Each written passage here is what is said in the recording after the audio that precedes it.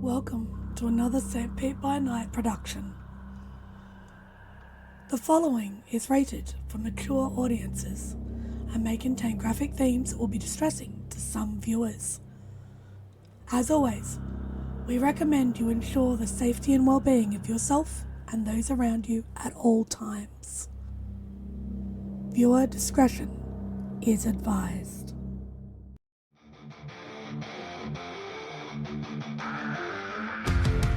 In the heart of night, we rise from shadows, howling at the moon, igniting our battles, cleansing Gaia of an endless fight, until our final days we will fight. Thanks, man, we stand united as one.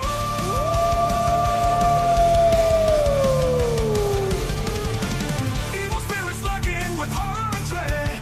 Little light leads us where the brave dare tread. Glory and honor, wisdom in our hand. Together we rise, take our final stand.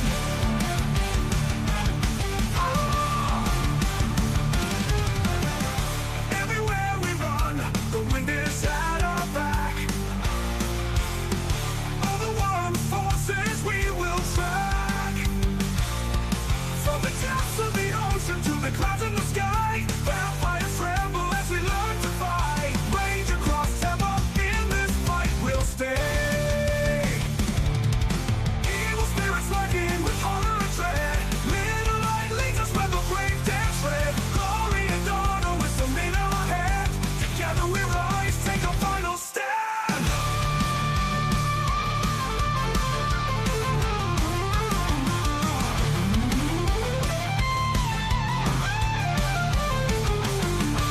Rage across Tampa, in this fight we'll stay. Everywhere with the pack, let the night be our guide. In battles of honor, we shall never hide. Rock will never hide.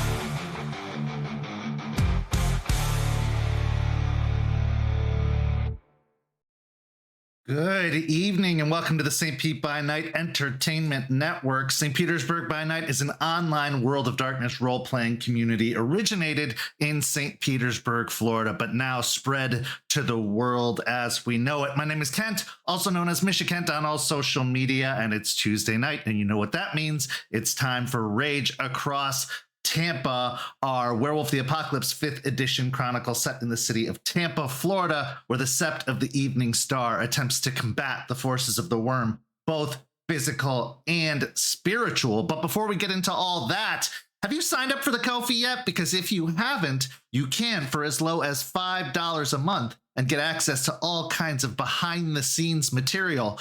And the Tampaverse has expanded quite significantly recently, which means Ko-fi members are getting even more behind-the-scenes material.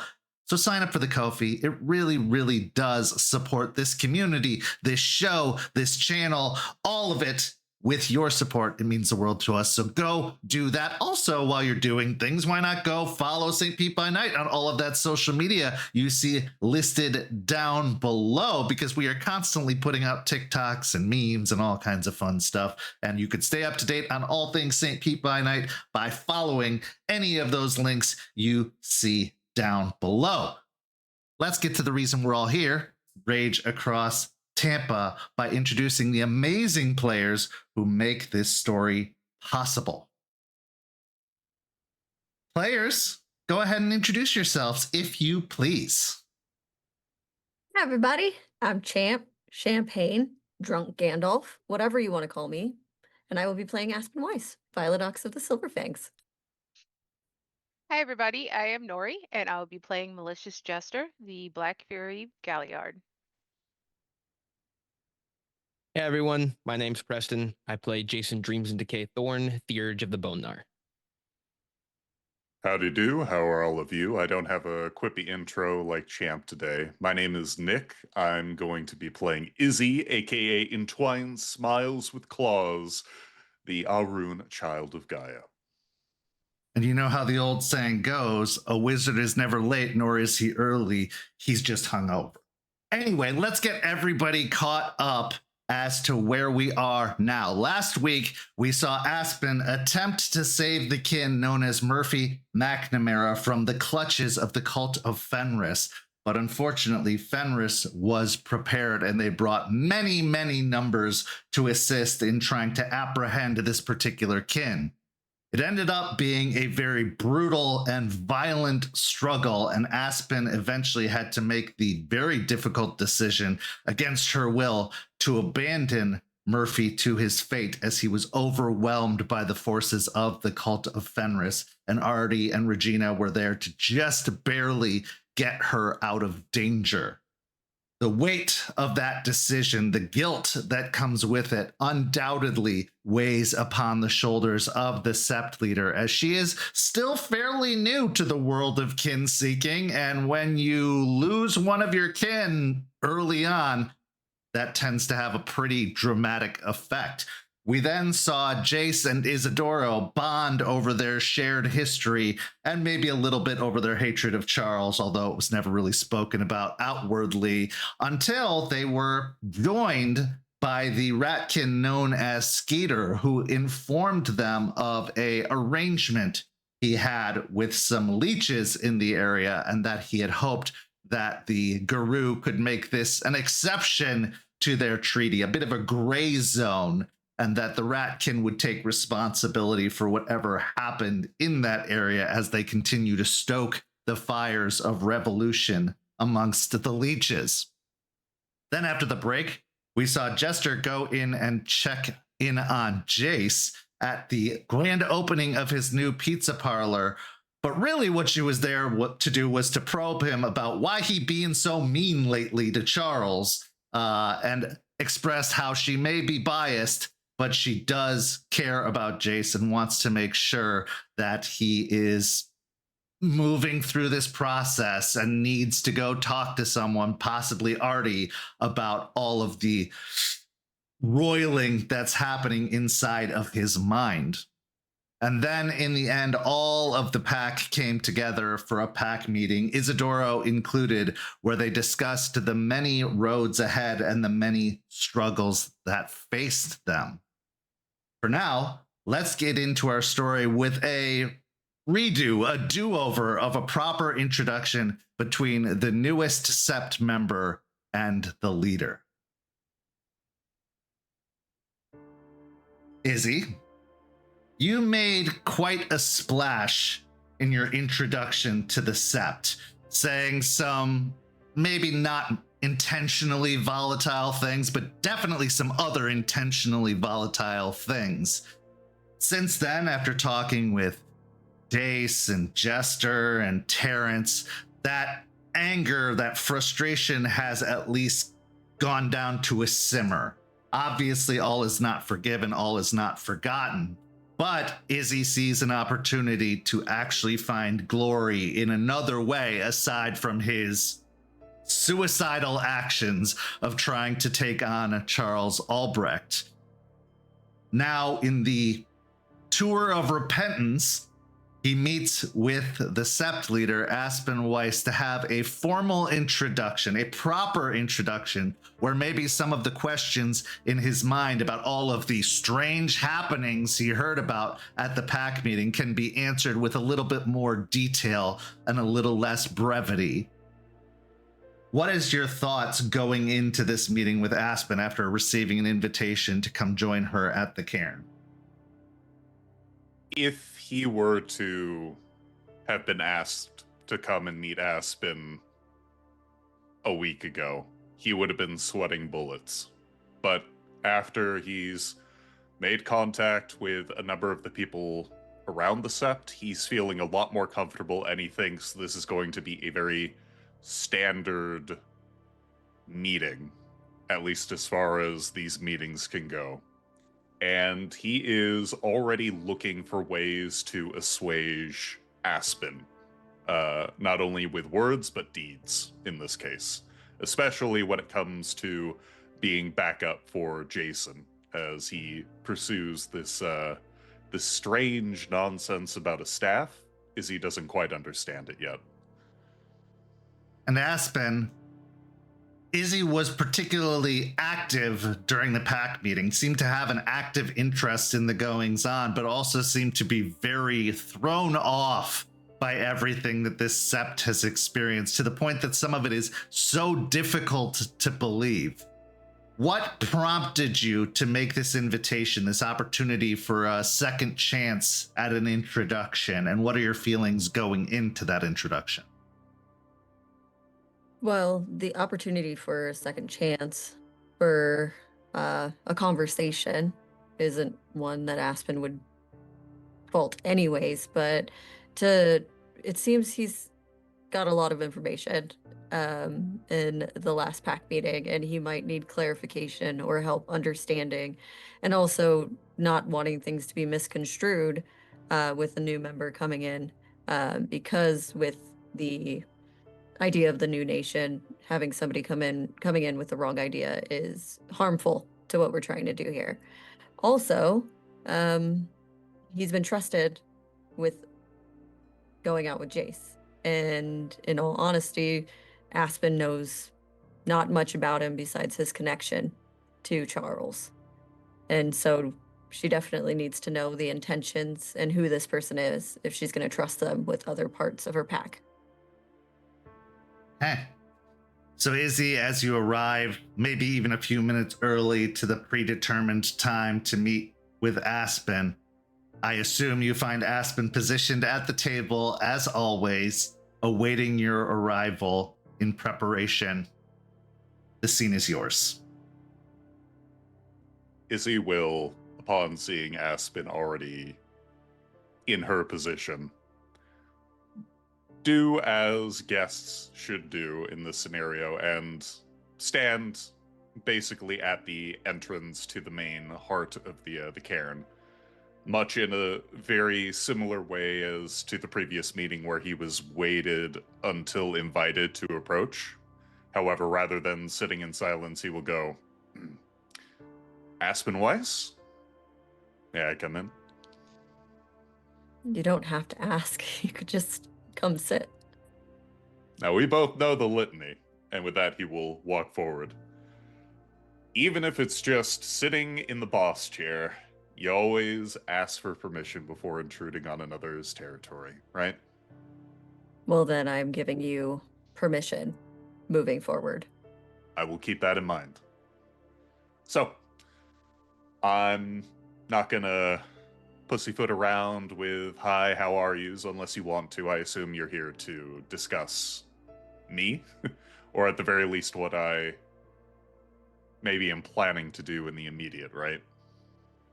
That is part of it, and also to help you understand anything that you may not from the meeting before. Right. I mean, you're the leader here. I'll follow your questions first. What do you have for me? Okay. And she'll lean in, putting her elbows on the table. You're staying. Why? A couple of reasons. And with that, he will look Aspen as much in the eye as he can and go, I'm not entirely certain as to what my presence here will accomplish, but it's come to my attention, especially through people we both know mutually, that I'm apparently needed in some way. Now, I can't say for certain for myself what that is, but given what I've seen so far and what I've learned in chatting, there is a degree of help I feel I can provide for this sept. Okay. But to that point, you could be helpful in any sept. Here, I know you have issues with some of the people around, and up until, well, that first meeting didn't bring confidence. That could be rectified correctly, and working well together would be something that the two of you could do. So why here? Why are you staying here to help? He scratches at the side of a cheek, averting his gaze before going.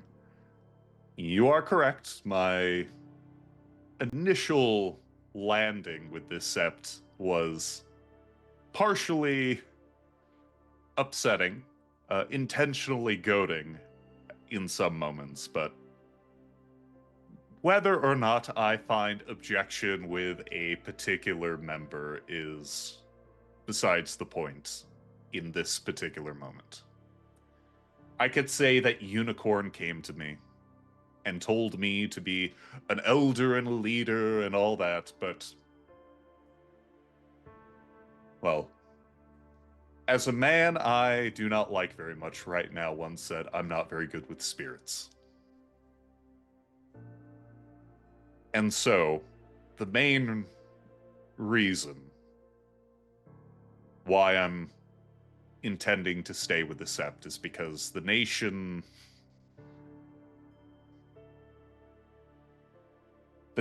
wants me gone. Would prefer if I were gone. And I'm happy to oblige, at least in this moment. At very least, give me time to think. And besides, if you're in need of my expertise, as you seem to be, then who am I to turn away a needing Garu? Aspen watches your face. In her eyes, a lot of this has been pretty words and the right thing to say, but not the answers to the question. So she'll lean in. Why does the nation not want you? I don't mean to be facetious, Aspen Weiss, but I assume you remember at least half the stuff I maybe mentioned in anger or passing related to my tenure as leader for the Piercing Moonrise Pack. So you've been chewed away. Yeah. Or shooed implies a lot more intention. Left to rot. Left for the worm. So this is your thought process, not someone actually pushed you away.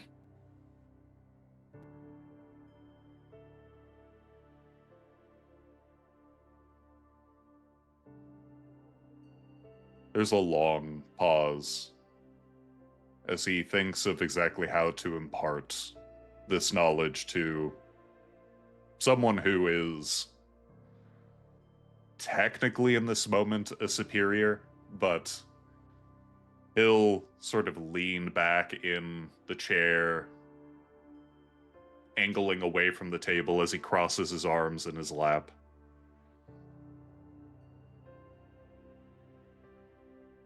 Aspen Weiss, Silverfang, I assume you are experienced with the nation's political leanings, yes? Very. There are degrees and tiers for the kinds of things that upset the nation.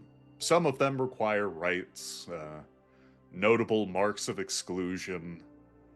You jump a little too far, you break the litany in something, and wouldn't you know it, some Shadow Lord judge is there to rake you over the coals. But what do you do if you're not fucking up like that? That you're doing as you're supposed to do, but, well, I mean, you're not as good as you were supposed to be doing. I mean, you can't punish that. Not outwardly. But,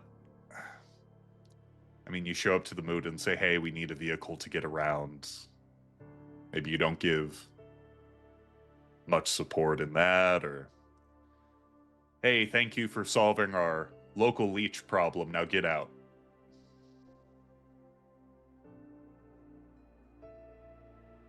That kind of So they social used you as support. a tool until your use ran out, is what you're saying.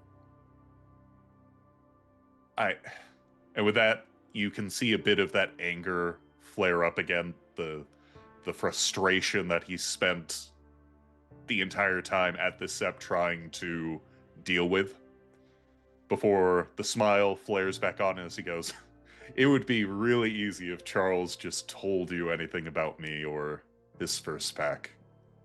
I assume he hasn't yet. This isn't about Charles. This is about you, Isidoro. I know. I know.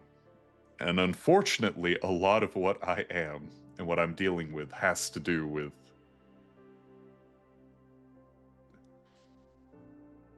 Charles. I am trying really hard not to fall into old habits of talking about things that are still important but not me. However, Aspen Weiss, you have to believe me. I truly do hold Charles Albrecht in a lot of contempt for the stuff I've had to deal with for the last few years. And so, diving back into all these particular details is a bit hard for me. So please forgive me if I get snippy. I'd rather you be honest than put on a pretty face. Well, I can't take it off now, can I? Well, we can all be a little ugly sometimes. But as far as that goes, I want to make sure that you're not sticking around, saying the right thing, doing the right thing, being the helpful Arun in the sept to get closer to Charles or to get some revenge on Charles. The one thing that is pretty clear about me is that I protect my pack and my sept with everything that I have. So if you're coming in hoping to cause a rift or something worse, you should probably nip that in the bud right now. I don't think I'm going to be causing anything Charles wouldn't do himself. But if you need me to make a pledge or you need to bring Jason over to perform some rite of truth-giving, I will agree to that. Although, at least in this moment, I will tell you as plain as I can, my ability to lie is not very good. And I am so tired of Charles in a way that can only be expressed in, I want to see what life is like without having to worry about him. And if I am to be a part of this sept, perhaps one day I'll be able to look at Charles without having blood creak from the corners of my mouth. But for this moment, Aspen Weiss, I ask you to provide the trust that I will not antagonize Charles. I will not seek his downfall or the division of this pack. I will just treat him like someone I do not want to be alone with. Well, trust is given and earned, so this is me asking something of you, and until seen otherwise, I have no reason not to trust you in those words, but do understand my reluctance. I understand. Which is why I've gone out of my way to pass Malicious Jester's initial sniff test. I assume she's the one who usually handles newcomers. It's usually either the leader or the right hand, and I assume Jester is yours. You could say that, but also we don't do things as traditionally here. It's kind of whoever finds you first has the Oh. conversation. Well, I hope I passed hers. And I've also spoken with Jason, Dreams in Decay. A lot of reminiscing. I'm not sure which of these two might have told you that I've paid a visit or had a chat with them. But for Jason specifically, he and I were technically members of the Echoing Roots. Not at the same time, but, you know, alma mater situation, I guess. Well, if that's the case, then I apologize for your loss. Yeah. Yeah. We talked a bit about that. Some of the elders there and stories about, well, things that are in the past now, I guess.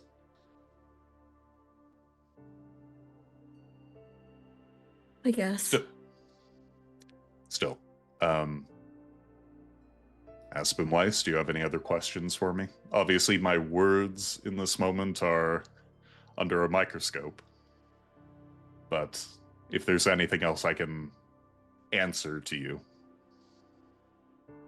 You can just call me Aspen. Aspen it is. Oathbreaker if you want to get extra fancy. Well, as I said in my introduction, friends call me Izzy, and if you want to be formal, you can call me Ent if you don't want to use entwined smiles with claws in its totality. I understand where you get your name. I do have one last question, at least for now. I think getting to know you will take much longer than that, but you're not here. She pauses. As an Arun, I understand that first line of defense and last line of defense. You're not here to go out in some sort of blaze of glory because of your past and everything you've dealt with, and this is your way of making amends for all of that, because that's not how we do things here.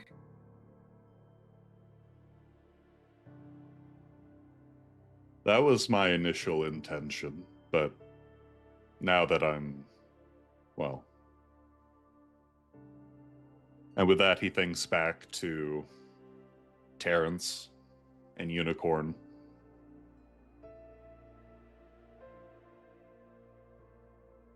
I think I'm looking more for things to live for than moments to die for, if that makes sense.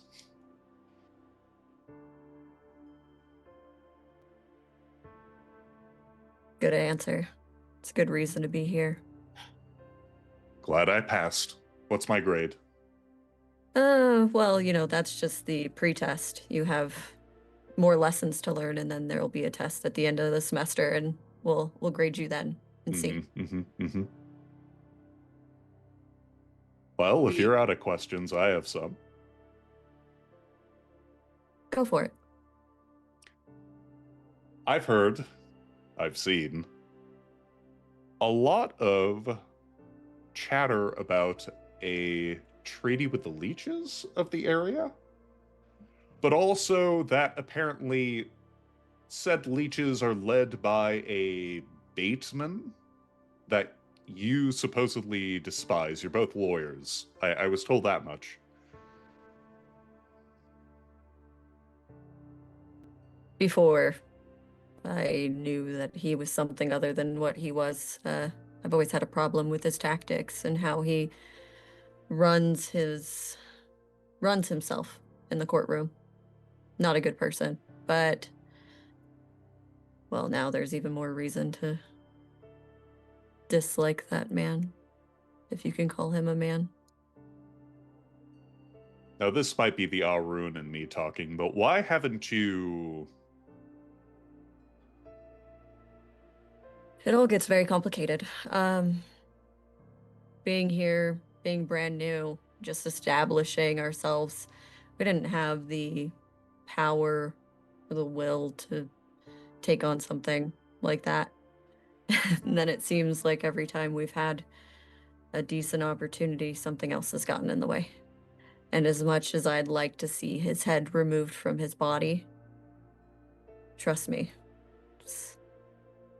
Anyways, I think that I have to think more clearly about the whole of this place and what we were meant to do here for Gaia, and directly focusing on that problem would put a lot of people in danger and hurt a lot more than I'd be willing to sacrifice.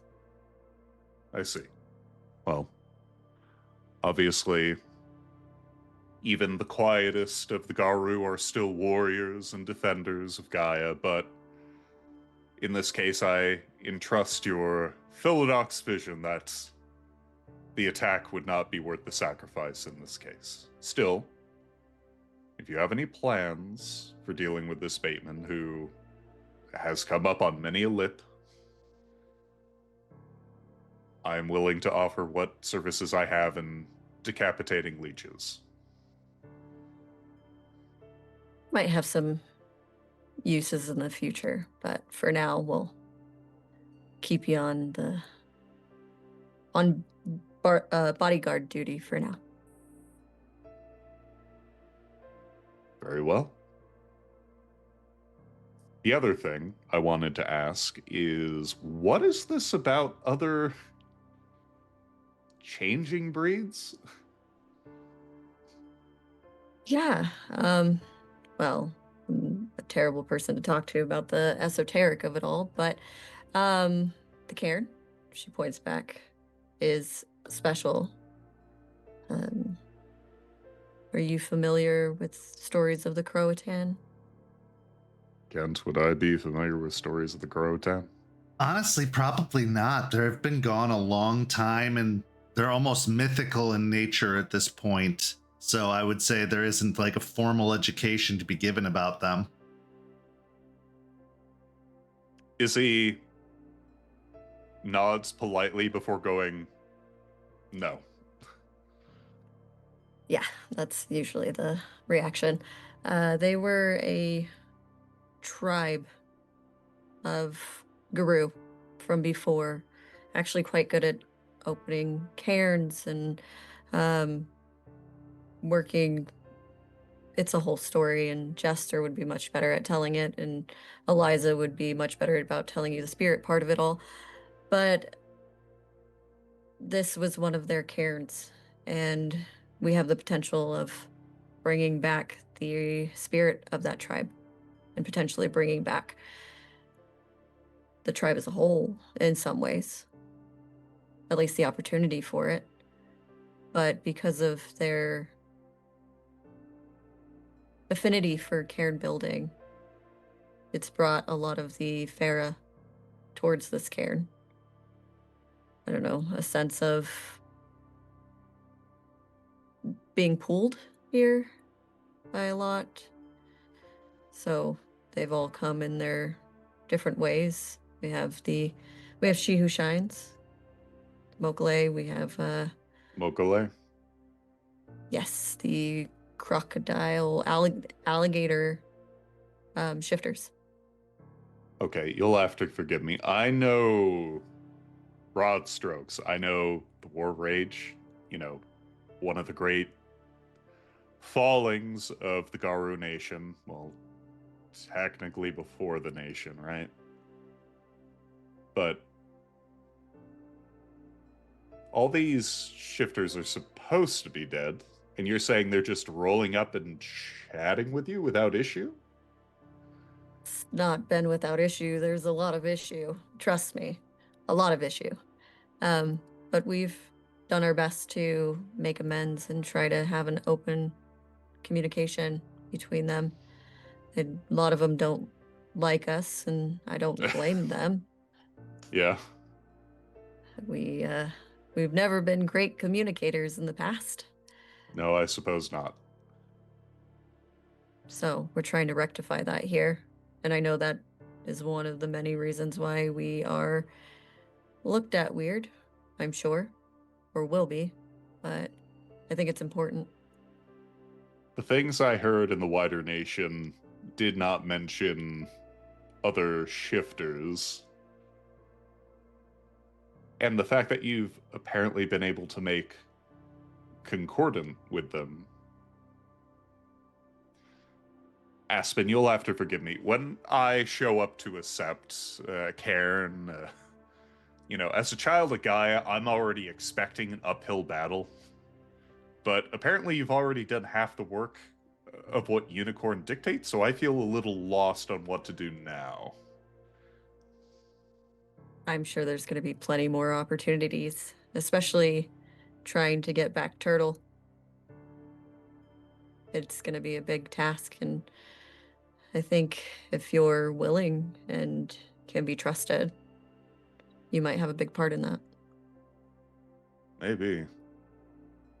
I mean, if you've apparently brought werebats back, or whatever that particular thing was, Jester mentioned it, the West Virginia Sept mentioned that was a big thing, but... And now you want to bring back a whole lost tribe's patron, which means that the tribe can come back? Is That's that the the spiritual hope. ramification I'm thinking of? That's the hope. Again, I don't know the exact how it all works, but that's the hope, is that we bring back Turtle and the tribe can thrive in some way. And the spirit isn't just like sitting in a garage somewhere, right? No. It is it's in a lake, I think. Okay. Which lake? It far away in a magical place with fairies. And she smiles really big and sarcastically. Okay. This will Honestly, be a it's, question for later, I think. I don't know if we have the time, right? well, I mean, that's what we're here for, and I guess if you're going to be sticking around, I should let you know some things.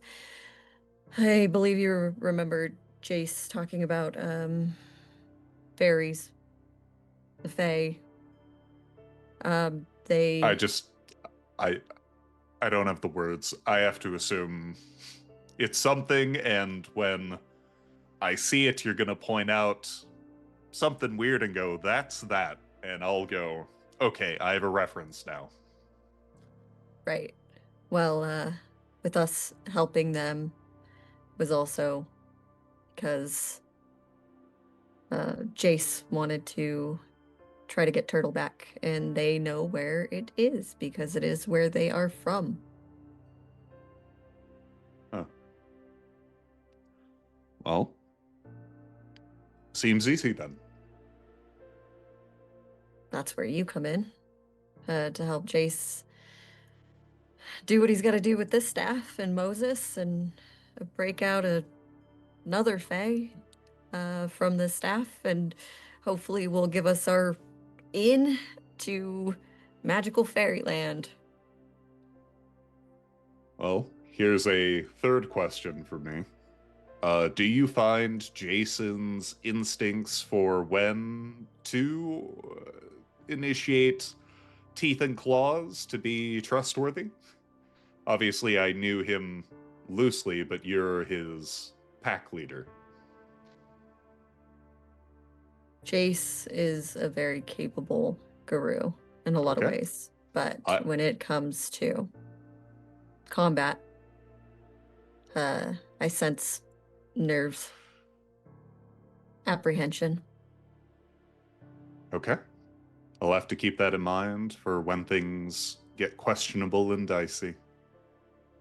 He's become pretty well rounded with a gun, but he was learning from Charles, and that hasn't been happening as of recent, so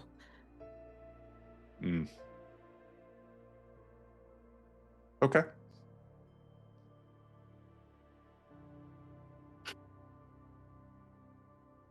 To distract myself from talking more about Charles, final question, I promise.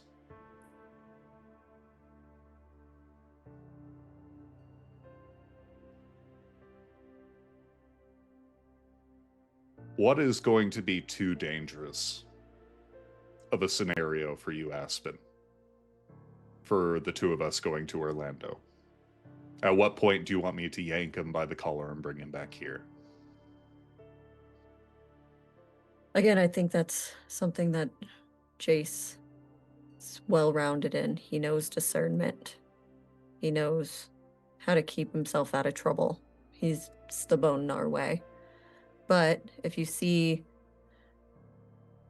danger, physical danger, something that you don't think that you could handle on your own, specifically that you could handle on your own, then you leave, you get out, and you get to safety. Because it's not worth losing Guru. I hear that. Well, Aspen, I've loved this meeting. I hope we've addressed each other's concerns and questions, and One last thing. of course, I understand that you have a past. You've been through a lot. And I understand that that past has to deal with Charles. So, person to person, not Sept leader, new Guru. If you want to hash that out ever, let me know.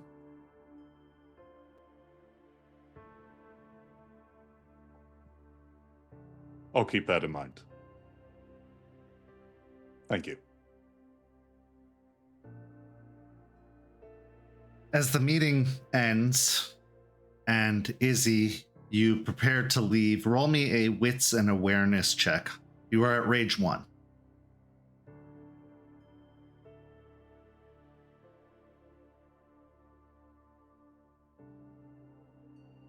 Two. As you're preparing to depart the cairn to go back to settling in the city of Tampa, getting moved into your place with Terrence, and just laying down at least some very shallow roots early on, your eye is drawn just slightly to the appearance of a figure standing within the area of the cairn. Now, of course, Eliza can be seen moving around. One of the hellhounds can often be seen lurking nearby. But this figure bears a striking resemblance to someone you once knew.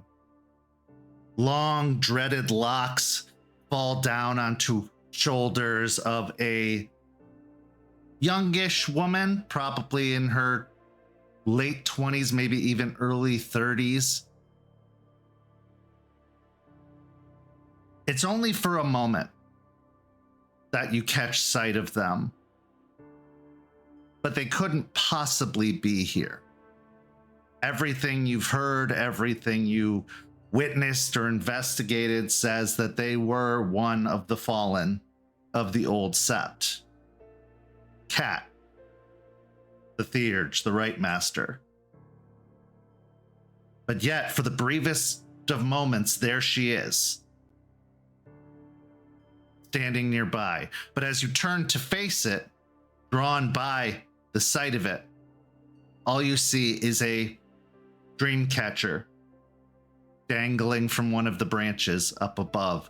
The reflective shine of the light hitting the gem held in the center of the dream catcher, almost blinding you for a moment, making the figure disappear as if they had just vanished into thin air.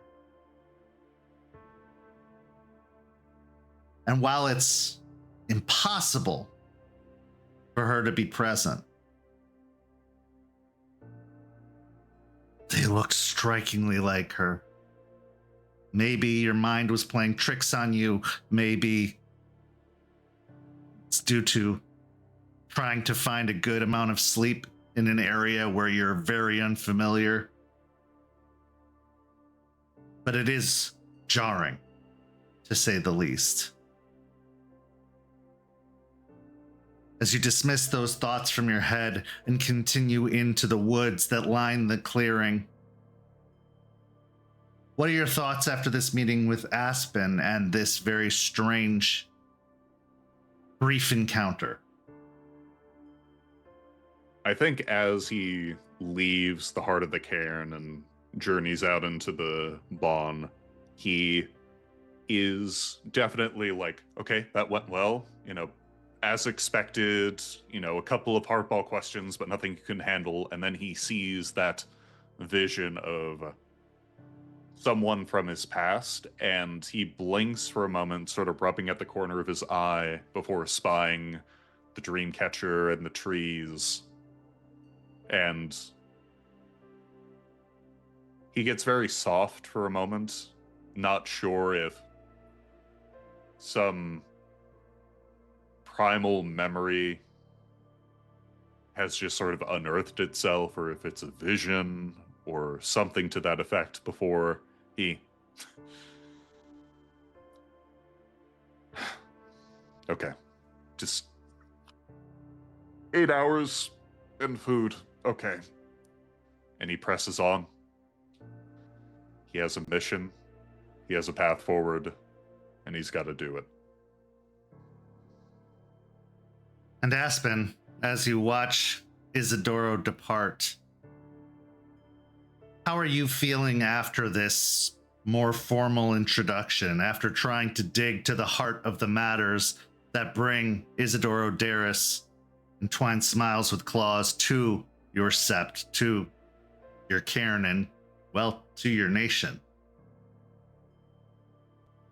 Isidoro is useful and is well enough, but he's also someone hard to crack.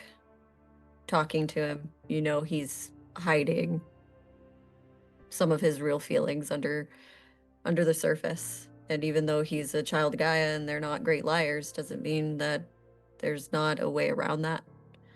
And so he's intriguing, and she wants to know more about him, but isn't trying to push right now, and is just watching to see if he can be trusted with everything going on. And also keeping an eye to see when that dam eventually breaks. That is Isidoro and Charles and whatever that might be. Dams have two sides. The one that holds the water back, slowly issuing it forward at a progress that is more sustainable to the river below, or keeping it at bay from spilling over into a valley or a canyon, drowning or flooding all within residence. But it does in fact have two sides. And while one would believe that the pressure that holds back the water is what can often be responsible for a dam breaking, sometimes those cracks can form on the other side. Sometimes that water can start to leak from the most stony, stoic, unshakable of places. So let's go to that place now.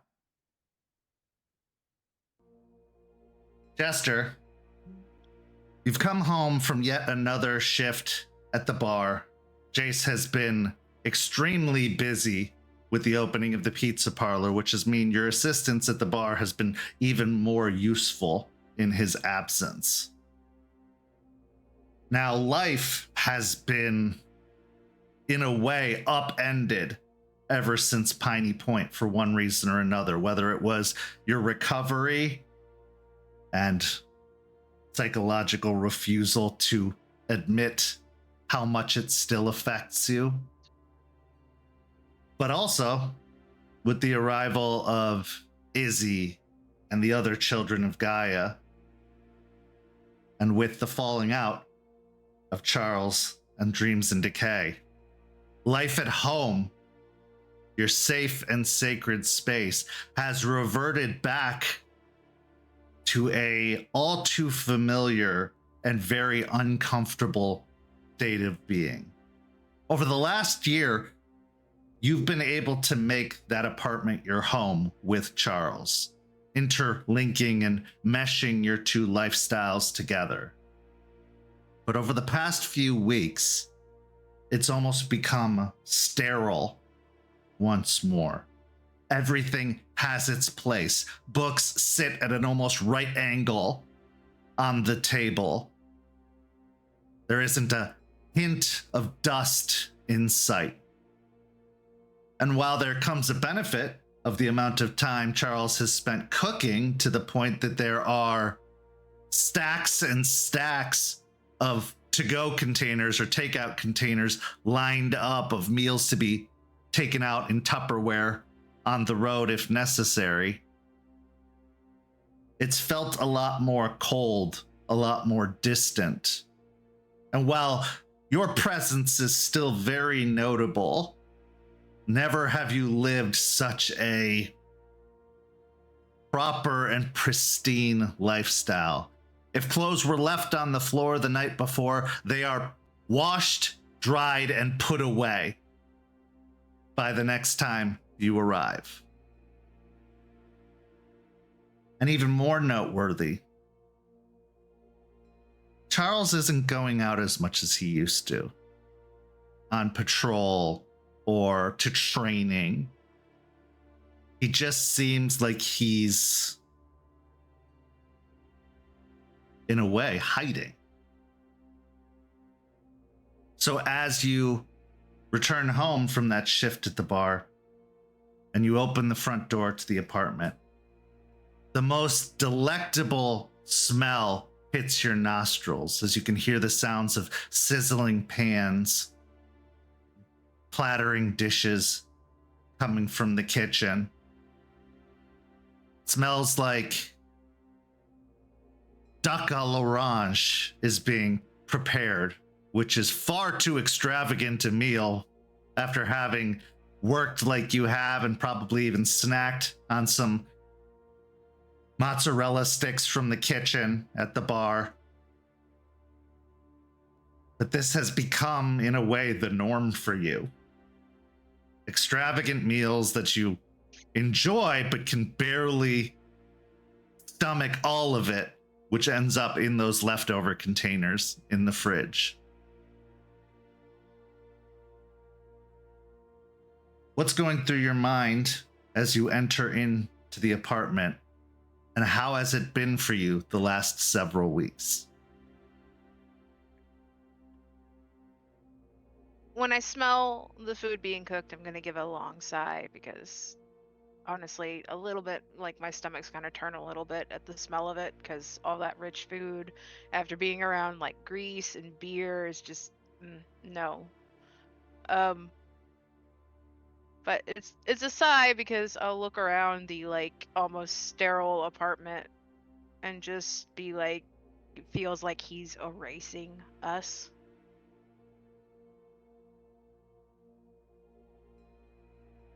And hasn't wanted to talk for weeks. Which is a bit stressful, like having to manage it along with Jace's feelings and Izzy's feelings and trying to get back into a routine of something so that I'm not reminded of what happened at Piney Point. At least it's a bit of a distraction, I guess. I'm going to walk in and kind of just like throw my bag and my laptop case just like on the couch all haphazardly, and like just walk to the kitchen and watch him cooking for a minute. As you pass through the dining area and into the almost alley style kitchen beyond, you see that the table is already made up. All of the plates and knives and forks are laid out, the napkins pressed and folded in their proper place. Charles is hard at work in the kitchen, his jacket removed, his tie completely missing as he moves about preparing the food as he often does. His sleeves have been rolled up over his elbow to make sure that they don't get even the slightest bit of splash or spatter on the very shockingly white fabric of the shirt. As you enter in, he notices your presence immediately because some instincts die hard, and he gives the most minute of smiles, but roll me a wits and insight check. Okay.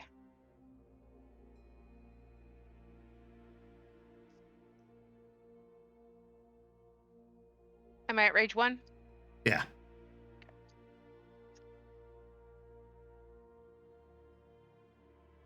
Three successes. You catch a look in his eye, even for just a moment, where his gaze softens upon seeing you, where it snaps out of his hyper-focused or distracted look that he often has been carrying these days to a moment of just joy, delight, or maybe just relaxation, before it quickly evaporates again back into that same business-like posture he takes. I'm going to sigh. Lean over, kiss him on the cheek. Smells good. Should be ready in just a moment. Welcome home. How are you? Thanks. A little tired, but I'm okay. How about you?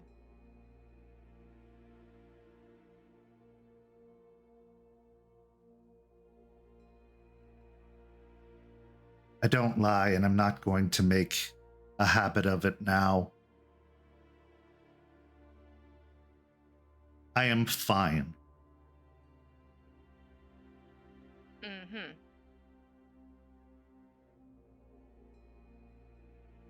Mm-hmm. Okay.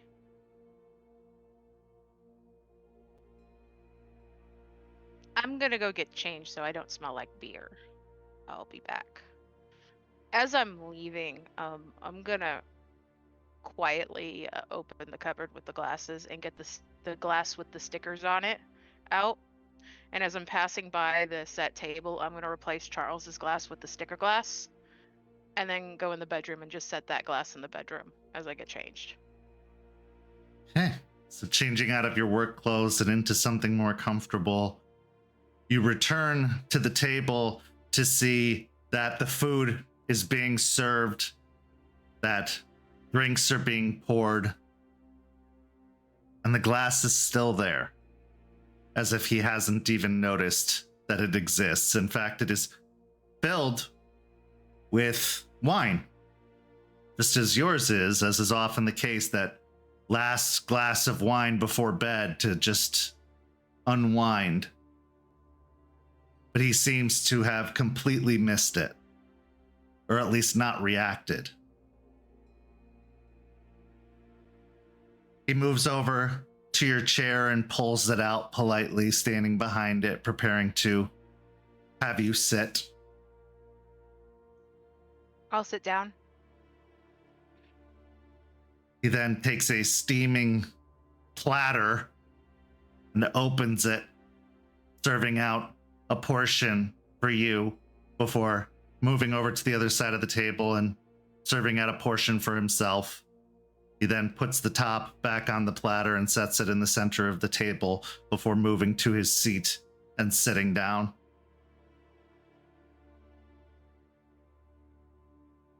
So what'd you do today?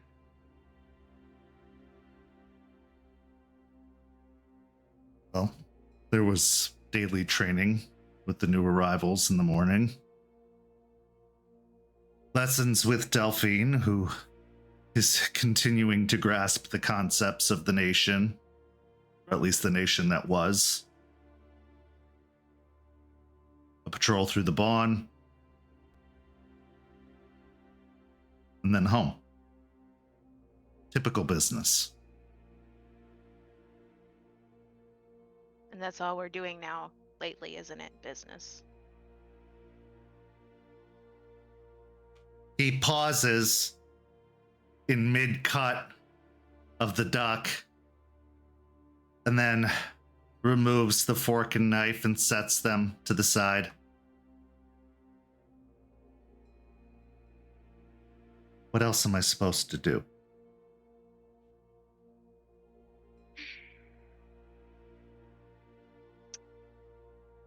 I'm going to stand up, and I assume that when Charles is in the apartment, he has his car keys set somewhere.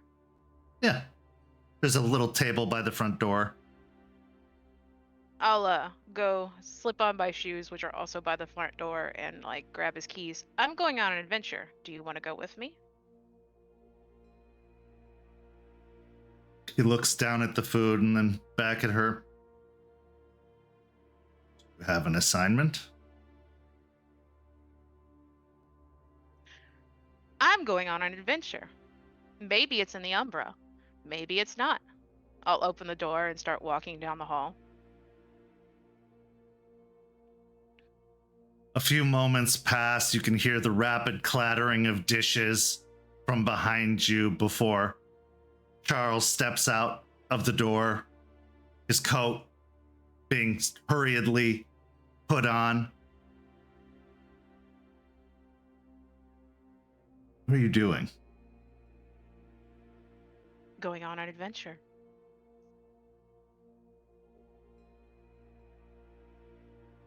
As if a look of realization crosses his face, he says, I know things have been unusual. I'm sorry for that. I wasn't expecting any of this. The past to show up. Tiny Point, any of it. And it's an unusual situation I find myself in, to be caught off guard or surprised.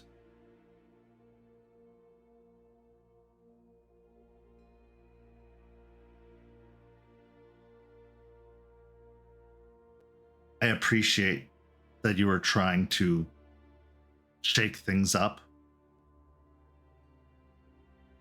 but I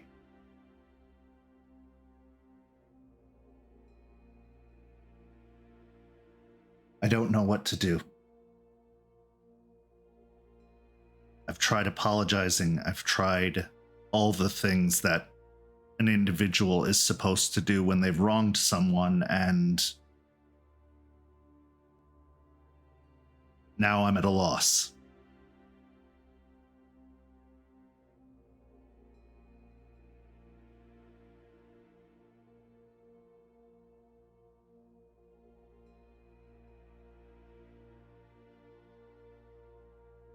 I'll pause, just let the keys kind of just dangle in my fingers. Give a long sigh. Sometimes you can do all you can do, but you have to wait on them to get in the right space. Jace is hurting. And not just from what happened at Piney Point. There's a bunch of things that he hasn't dealt with, and it's all kind of coming to a head at this point. And I'm afraid that you might have been the focus for that. Same kind of goes for Izzy. All the stuff he's done seems to be, or all the stuff that's happened to him, his anger at the nation failing seems to be focused on you.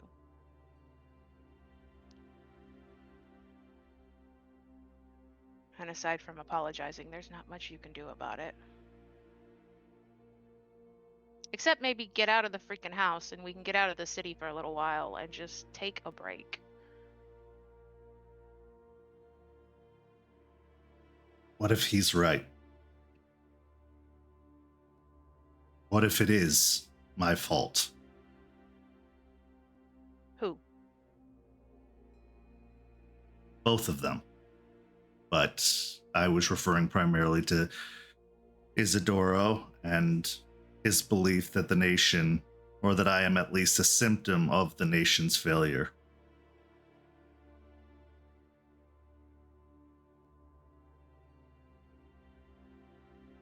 Don't take this the wrong way, but he kind of is right. But it's not your fault. It's the nation's fault for what they raised you to be. They made you into the image of what they wanted.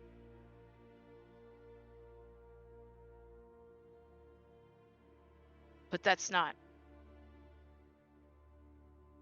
completely on you. And what happened to Izzy, especially like years later, wasn't on you.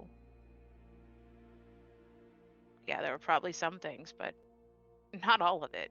That was 3 years ago. Like, he led that pack for 3 years. If it was completely dependent on you and you would be the fault, that pack would have dissolved not long after you left.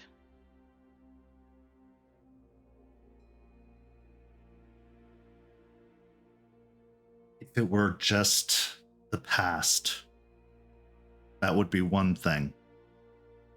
But it's affecting here, now. What you and Aspen, Jason, Eliza, Arthur, what you're trying to build. I've seen the looks Aspen has been giving me. I've seen how strained my relationships have become. You're hurting.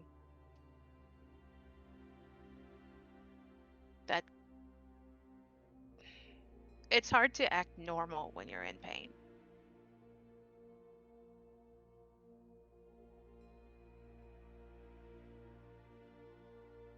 Jester, I'm not sure if I have a place in this nation. If I'm a representative of everything that's wrong with the old nation.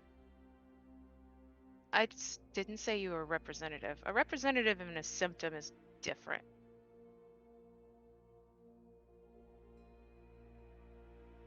And you're kind of breaking some of those habits in yourself.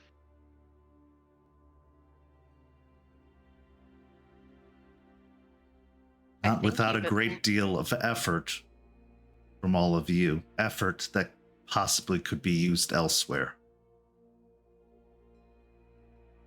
But that's it though. Yeah, we could ignore what you've been through and just chalk you up to just another nation shill.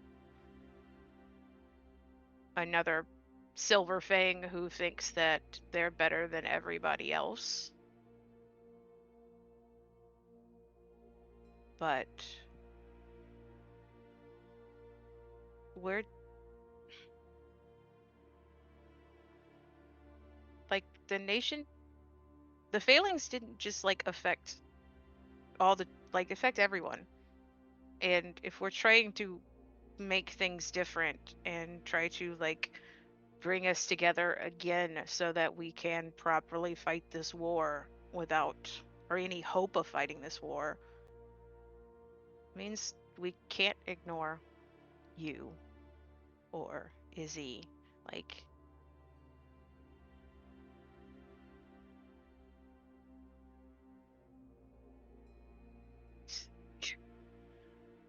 you're worried about being not like us, but you are as much like us as Jace is, or Izzy is, or Aspen or me.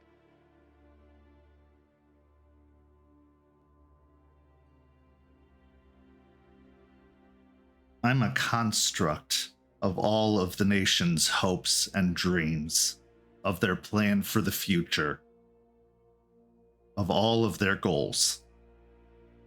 I've known almost no life outside of what they want, of what was required of me. Someone like Isidoro belongs in a place like this. He is a passionate and capable Arun. And he was wronged by the nation, by me. This is his chance to be what he's supposed to be, do what he's supposed to do. I want to be very clear, Jester, this has no impression on me and my feelings for you and what we have, what we've created. But perhaps it would be best if I took a step back from the new nation, from what is to be taught here, what is to be created here. Perhaps I am an infection upon this place and this belief. Bullshit. No, nope. Not going no further than that. So when you were a child and they trained you, punched you, kicked you, made you get up and take more of it when you were a child, and they made you kill when you were 9 years old, and they made you wear a silver bracelet, did that hurt? Inside? As much as you denied it, did it hurt? Every time. And you're just as affected as Izzy is by that. You belong here just as much.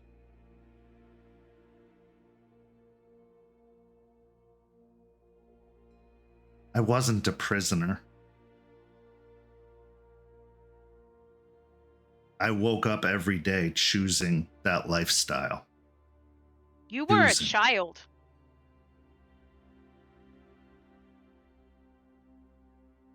We are all dependent as children on our caretakers.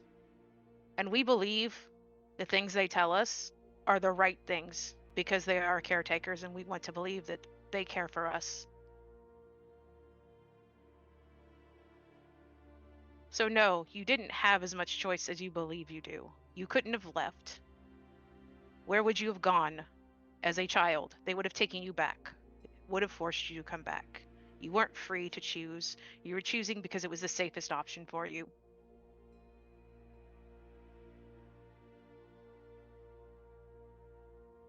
How is this any different? I'm being told to go against everything I was raised to believe. To trust those that abandoned the cause. To bring in others who we have wronged and have every reason to despise us and likely betray us.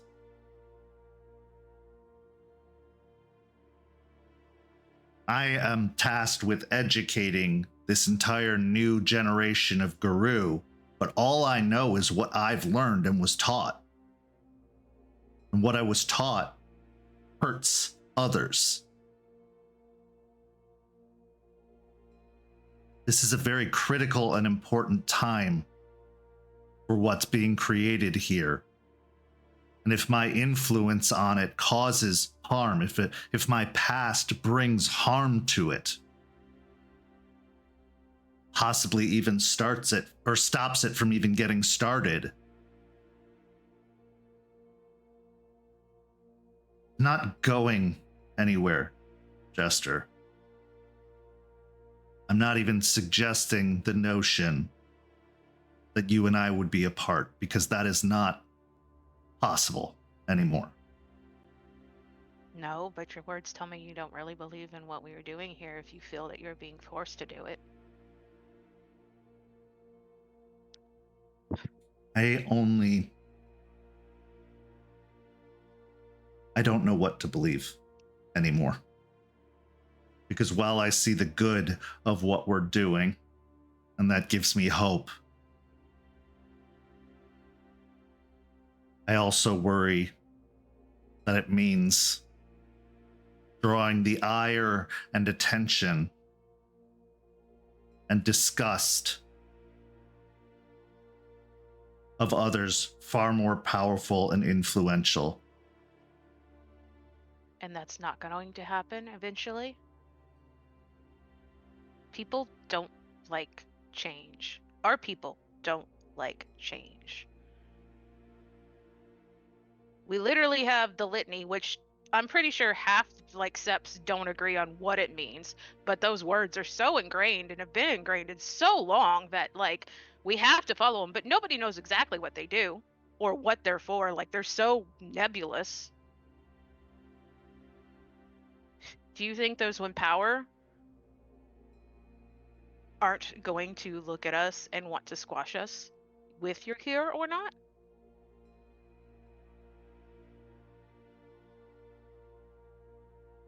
I don't know.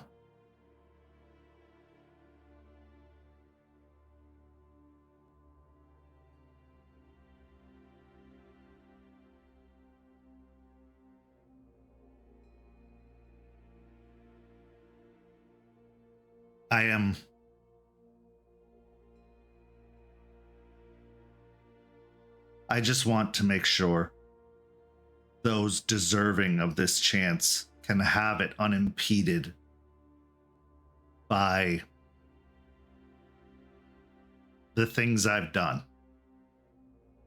I want someone like Isidoro, who for the longest time I thought was dead, to get a second chance. But if he remains angry and distracted because I'm here, if Jason doesn't continue to learn and grow and has bound himself to this place and now despises that decision because it means an eternity with me, it is going to force this nation to struggle. It is going to create more problems that don't need to be problems.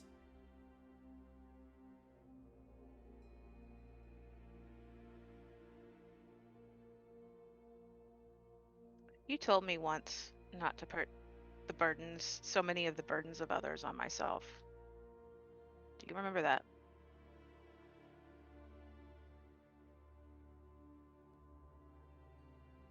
Yes. So why are you doing it on you? Because these burdens were caused by me. They are my burdens. My actions, my choices. And it's their actions and their choices to put everything that they felt, not just from you, but everything on you.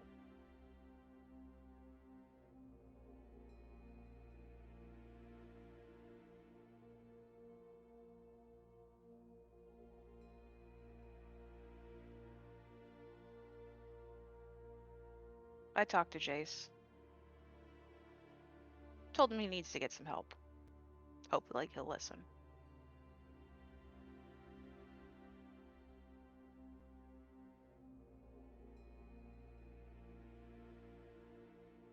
Thing is, Charles,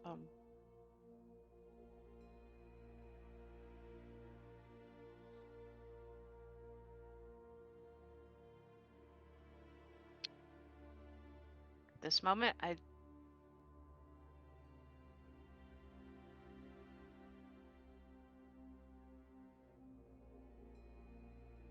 everyone makes mistakes. Quite literally, we've talked about this multiple times at the cairn. That's why we accepted the Hellhounds. Do you think they didn't hurt people? Do you think they didn't hurt each other? Juniper literally killed Delphine's parents.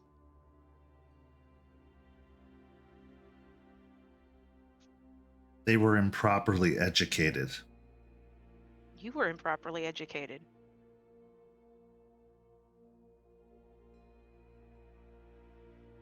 You were improperly educated on how to actually form relationships and deal with people. And maybe instead of trying to back away from that and hide, you'd step up, you be a fucking man, and you learn how to do it.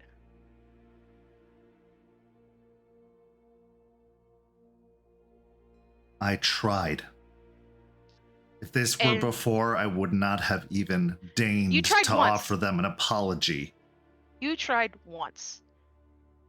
Do you know how many times you could try and fail at things? Failing is learning. Now you learn that even though you can give an apology, it doesn't mean that the person is willing to forgive yet. And that's not on you, it's on them.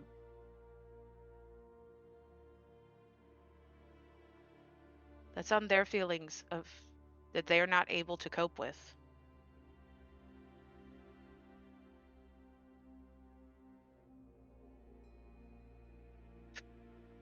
I don't fail, Jester, and yet I have several times in just a few weeks. And that is your problem. Failing is learning. Failing is life. Failing and surviving is how we grow. It also gets those you're supposed to protect killed. What if I had killed Jason? And I think we both know I could have.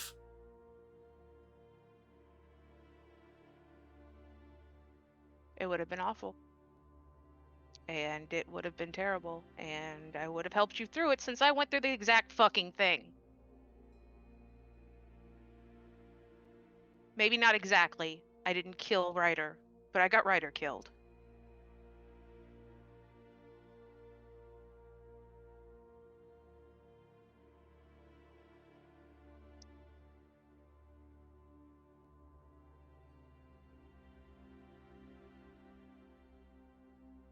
So what am I supposed to do? Act like everything is normal? No, don't act like everything is normal. But give him space. Give him time. Give them both space and time.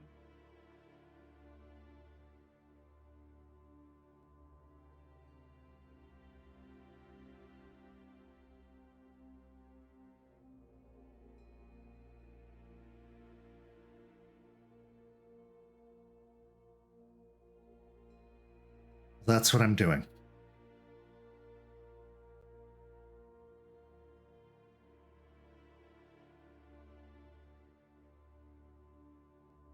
Slowly, maybe. Don't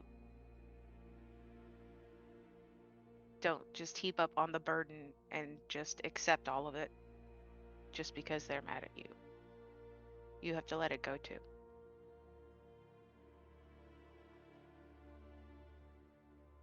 Though you probably should eventually have an actual conversation with Izzy and maybe apologize for like leaving or something. And maybe some of the things you might have done when you were more asshole as Charles.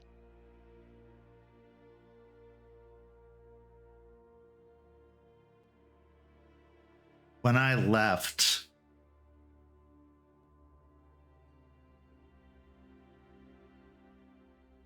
I considered Izzy one of my closest friends.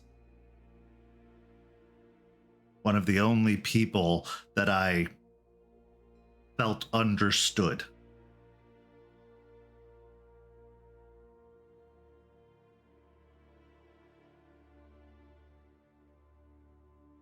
I come to find out now that no, he didn't. And instead was hurt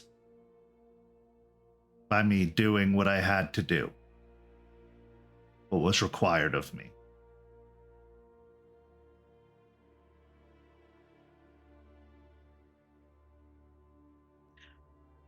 Just quick question. On this understanding and closest friends, did you have a conversation so he understood where you came from and like doing what had to be done? I think we both know if we did, we wouldn't be where we are. Okay. But there had to be an understanding when everything was created, when it first began, as to what it was.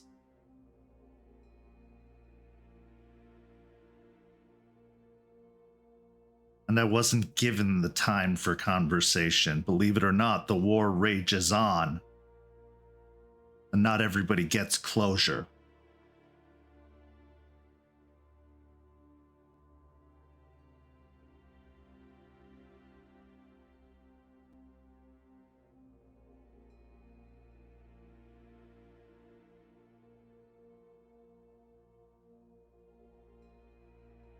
I understand what you're saying. And I will try.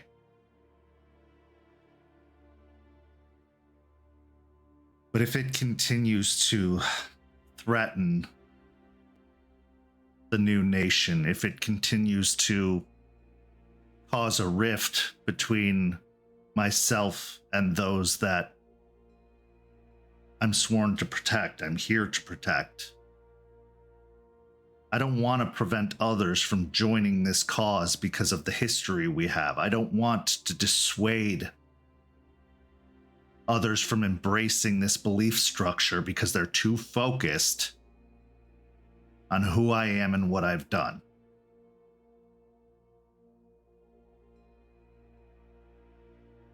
If Isidoro wasn't looking to get himself killed by my hand, he probably wouldn't have even come here, especially once he'd heard that I was here. How many others could have the same story that we don't even know about?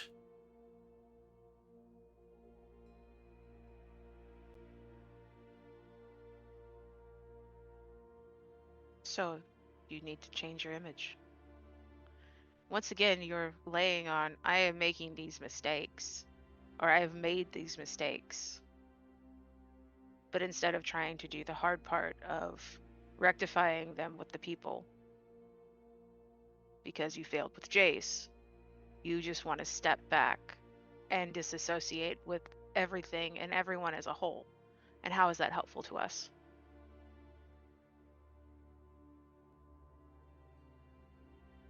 Aspen looks at your insight and your knowledge of the nation.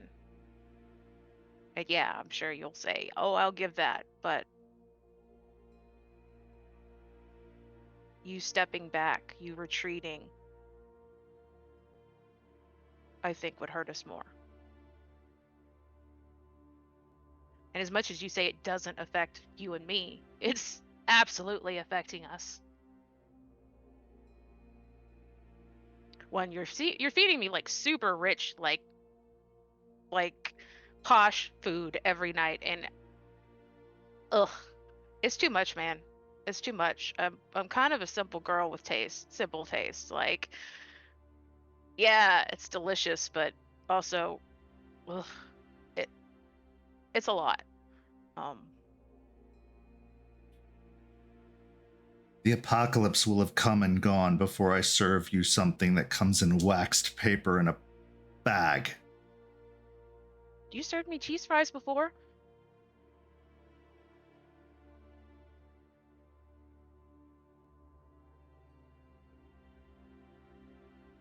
They were fancier cheese fries, but they were still cheese fries.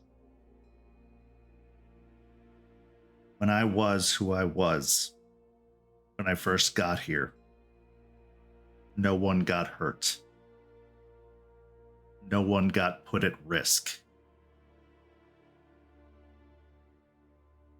So now you're heaping everything that we've experienced since you got here, all the hurts and things, since you've changed on your change. Except that, let's see, Ryder died before you got here. My people got kidnapped before you got here. I think Rachel died before you got here. So we were experiencing a lot of pain and loss way before you even arrived. They stopped after I arrived. Not really, man. Just felt like it was a small break.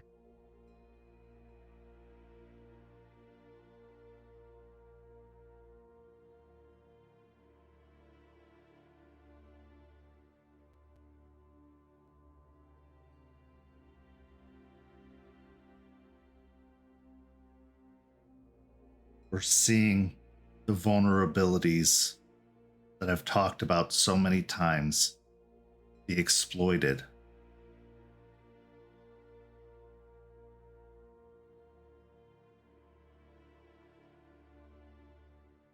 So you'd rather go back to the way you were.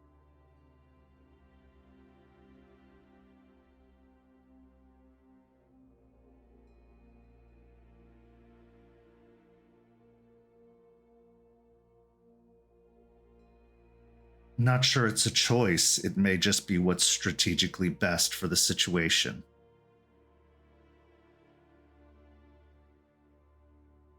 The helplessness I felt being bound. And then the helplessness I felt as Jason was so afraid.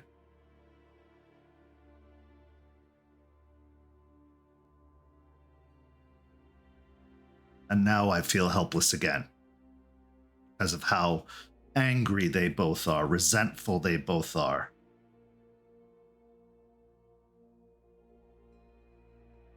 I don't live in remorse. It's because you're afraid to face the helplessness and the fear of that helplessness. So you just move on.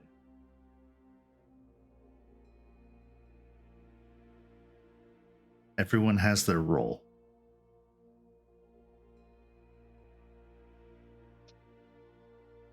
Yeah. That's why we're winning. I'll toss him the keys and walk off. I'm going for a walk. I can't do this right now.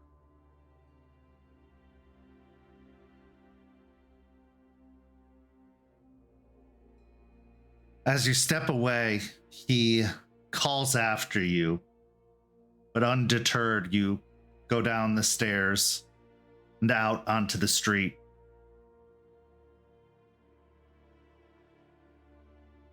What are you feeling right now? Frustrated, angry, hurt. Thinking really that every time he says that, like, his emotions are a weakness, makes me think back to me not wanting to start this relationship because of things like this.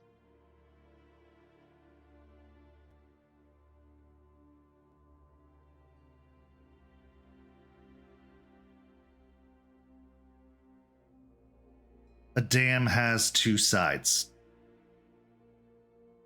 One that holds everything back, and one that stands vigil, watching outward. The cracks can come from anywhere. And even though it can be viewed as one of the most stable and strong and upstanding structures of man make, once the cracks form, the longer they go untended, the weaker the structure becomes. Now we go to break. We'll be back in just a few minutes with the second half of tonight's story. St. Petersburg by Night is brought to you through collaboration with our partnered vendors, Chromatic Creations, Panchi Artista, Ember Fox Dice, Champs Tramps, and Howl and Hop Tea. Links to our partnered vendors, as well as our Twitch and YouTube channels, can be found on our website, stpetebynight.com. You can follow St. Pete by Night on all socials with the hashtag St. Pete by Night. If you wish to support our programs, you can do so at ko-fi.com/St. Pete by Night to help keep the stories rolling. Welcome back. As we return, we find ourselves about 90 minutes to 3 hours, depending on the time of day and traffic, to the east or the northeast of Tampa, in the bustling metropolis known as Orlando. If you thought Tampa was a large city, you are sadly mistaken, because Orlando is massive. And when people think of this city, they often think of Disney World or Universal Studios. What they don't recognize or realize is those are on the outskirts of the city, sometimes not even in Orlando proper, like a little place known as Kissimmee. But Orlando is a monster of the Weaver's creation. Tall standing buildings, massive tourism, hotels all over the place. but it also has its own industry, its own soul, its own soundtrack. While similar to Tampa, it is also vastly different. Dreams and Decay entwines smiles with claws. You have arrived in the city with a very specific purpose: to seek out whatever ties Moses has to the area, to find whatever assistance you can to help with his almost amnesic affliction from the mid to late 80s. So, first question, how did you get here? And second question, did you bring Moses with you? We would have debated for a while on who's going to drive, but with Izzy bringing up the fact that he used to be the go-to driver, Jace will secede at some point, and he will ride passenger princess, but Moses is in the back of whichever vehicle that Jace rented for this trip. Okay. So we'll imagine, like most, it's probably a pretty typical SUV that you would get from any car rental agency, enough to comfortably fit 3 adult men. Now, the traffic of Florida is a beast unto itself. So, Izzy, I'd like you to make a composure and drive check to see how aggravating the traffic is for you. Is my rage still at 1? We'll see. For now, yes. 1 success. Okay, so by the time you arrive, having gone through various standstills, having been cut off more times than you can count, that by the time you arrive in Orlando, you are at a rage 3. Okay. But here you are, the city. A large Ferris wheel lit up can be seen in the distance. Countless tourist attractions, little water parks, or, Ripley's Believe It or Not. All kinds of attractions can be found all over the place. Where to begin? Where to start? Moses looks extremely intimidated by the surroundings, as if nothing bears even the slightest familiarity to what it would have been 30 years ago, 40 years ago even. The scene is yours. Izzy, not trying to tell you how to drive, but patience is a good thing. You don't have to ride someone's ass just because they cut you off. If anything, you can back the fuck off. Listen, Just an idea. Gaia is dying and every second counts, which is why when I see an opening that allows for at least 2 inches of bumper space, I'm taking it, okay? I get it. Couple breaths, that's all I'm saying. Walk Listen, over.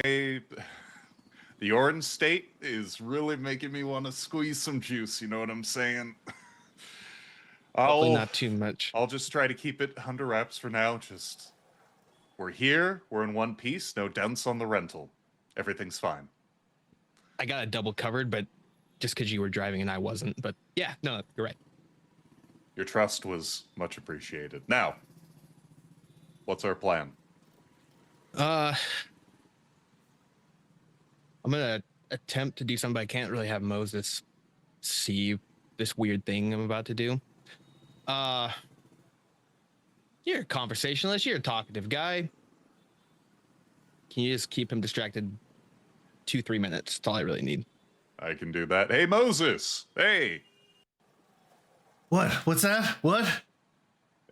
Hey, so I heard, you're having a bit of memory issues. What use, can't say the skyline here is much to how you maybe remember it. What would you say has changed the most?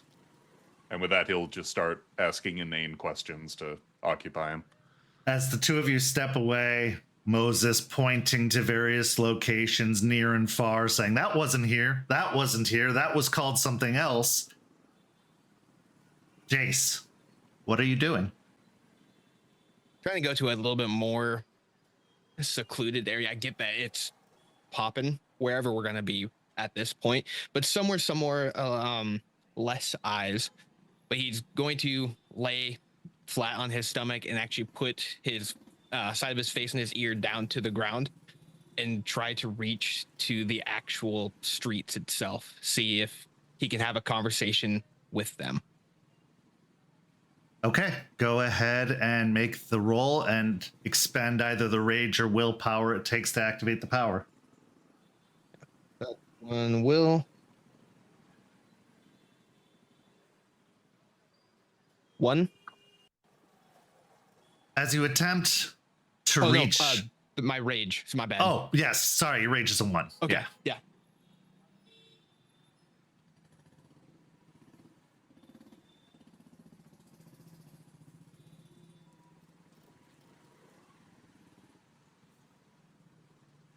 That's 4. As you press your ear to the ground, the sounds of the city grow louder. The horns, honked by various passing vehicles, become like screams or screeches in your mind. The sound of commerce and manufacturing sounds like pounding drums, even if they're coming from factories on an entire separate side of the city.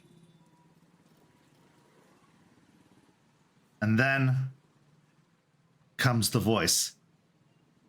Yeah, what do you want? What? Hey, I know that you got a lot going on, people walking all over you, but You I think? got a guy. I also apparently got people laying on me too. Well, I'm not the only one. Like, I know. I'm sure. What do I look like, a hotel? We got those. A lot of them. I'll be sure to check one out. Do you have one you recommend? Fuck, man, I don't know. What's your budget looking like? Decent. And do I look like Google? No, I think you're prettier than Google. Finally, some fucking respect. Okay. Sorry about all that. It's crazy here. You'd think the people who come here had no idea what a city looks like, or where the fuck they're going, or the various signs that tell you where things are. Sorry. You're fine. What can I do for you?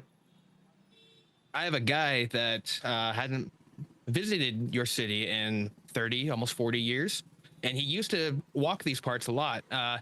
Now he's a person that dabbles in, or used to dabble in, a side of the world that is kind of looked over. They reach deep into sides that don't. Obviously, I'm talking to you. So I'm needing to know if there's anyone that has any type of, and he'll do a quick look. The weave, anyone who dabbles within. Buddy, we have over 1 million people who live here, and probably 10 times that many who travel through on a yearly basis. You want me to know what one guy was doing 40 years ago? This one guy apparently was really, really strong, knew a lot. His name's Moses. What, like 10 Darkest- commandments, part the Red Sea, Moses? Well, he walked with the staff for a long time, and a really strong one at that. Let me tell you, we're far from any kind of Red Sea over here, but all right. The weave. I don't entirely necessarily know what that is, but I do know that there is energy that has been used and shaped and manufactured and created and dispelled and whatever that means and not just from Disney World, who you want to talk about energy consumption. My God. Anyway, I think I know what you're looking for. And even if I don't have the time to decide otherwise. There is a small used bookstore, maybe about 6 miles from where we are now. Just follow the signs and go the right way down the streets that say one way, and you'll be fine. But I will give you directions. And at that point, he starts to describe a route that is fairly easy to follow. Go ahead and give me a wits and survival or streetwise. We're gonna do streetwise.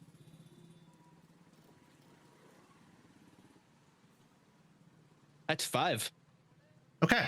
Yeah, easily enough. As he describes the route for which you should take, you are able to just even map it out in your head. You've been in enough big cities and enough urban environments to understand the navigation of, okay, you're going to go 2 blocks down here. You're going to look for this building. You're going to make a right.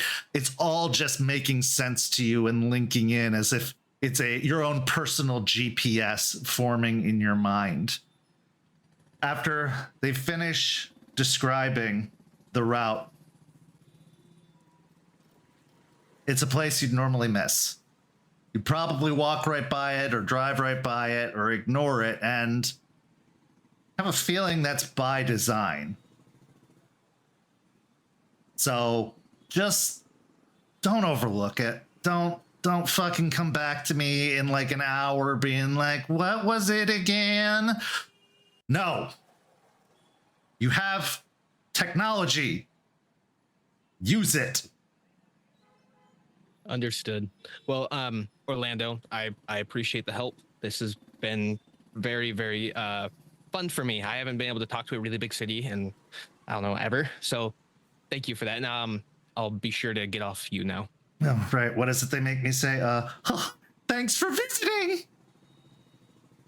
I'm sorry, man. And he'll kind of like slowly push himself up off the ground.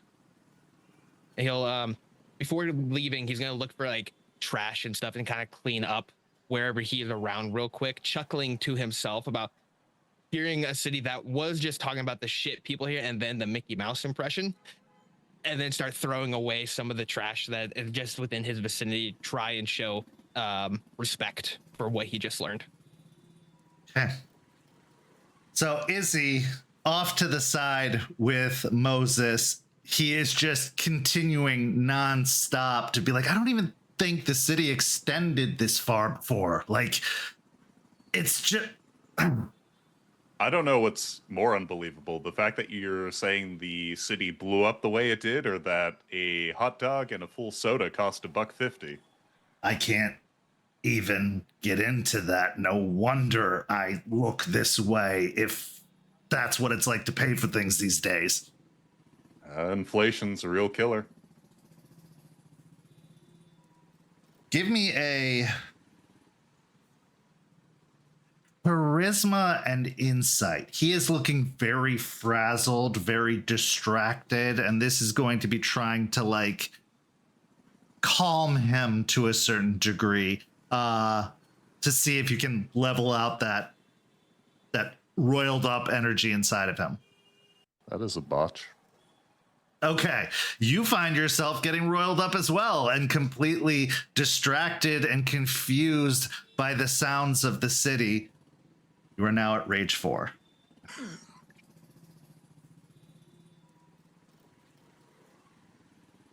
But Jace, you return after having your conversation with Orlando to find your 2 companions now just looking around wide-eyed and annoyed and seeing cars pass by far too close. And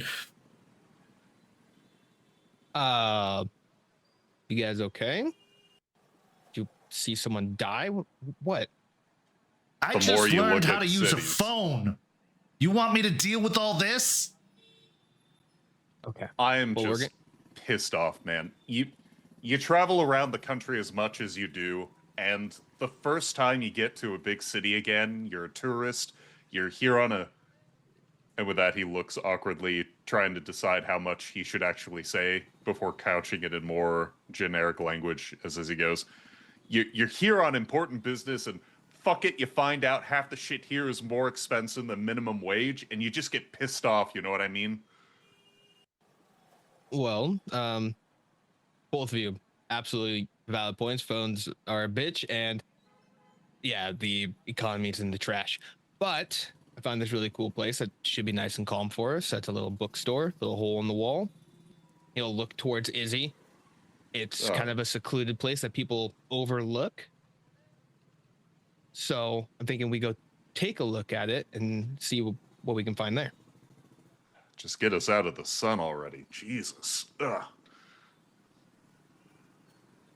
Okay. So with that roll from earlier, Jace, you were able to provide very, very easy to follow and accurate directions, giving plenty of advance notice for when to turn, when to look for something, when to stop. Give me a charisma and let's go with survival roll. Okay. Or streetwise. You know what? We'll also say streetwise works too. Either one. Okay, I had already rolled the first one. Can I re-roll with doing streetwise? Yes. Okay.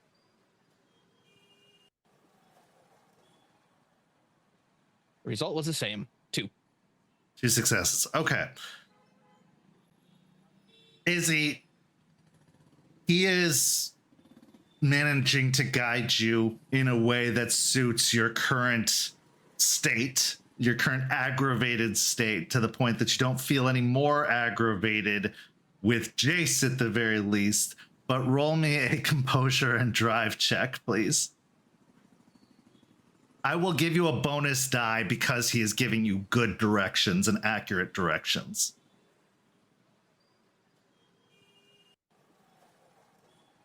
Okay.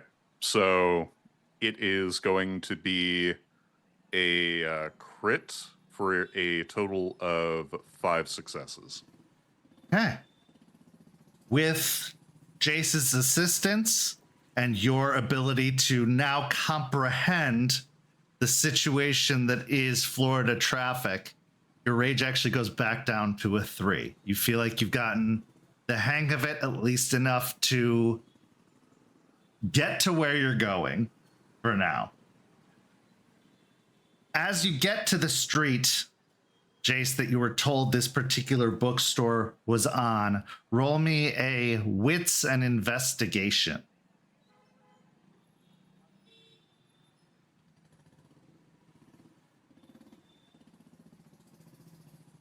Three.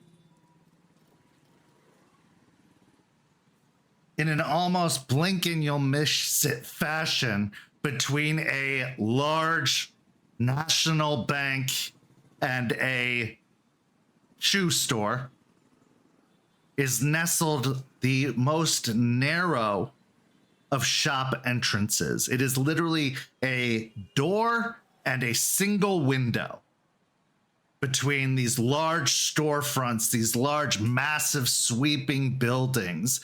And the building itself is only 2 stories tall, whereas the buildings next to it are much, much taller.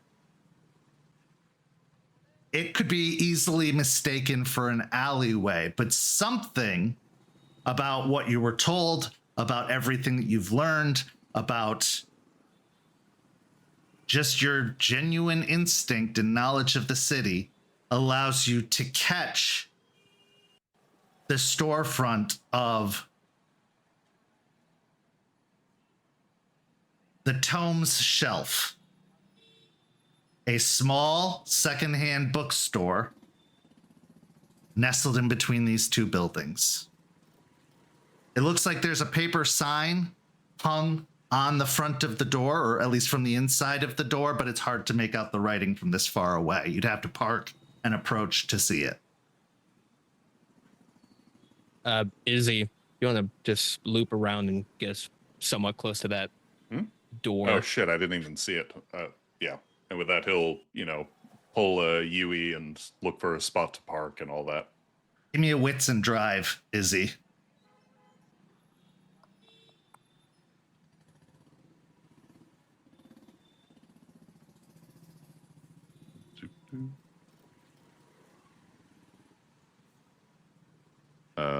That is 2 successes. Okay, it takes a minute. It takes a little while to find any worthwhile parking, but eventually you do find a parking structure maybe 2 blocks down that you're able to pull the vehicle into, and thankfully does have spaces available despite the midday rush of downtown Orlando. Parking. How much is it? Oh, go ahead. It's $6 per hour. Okay.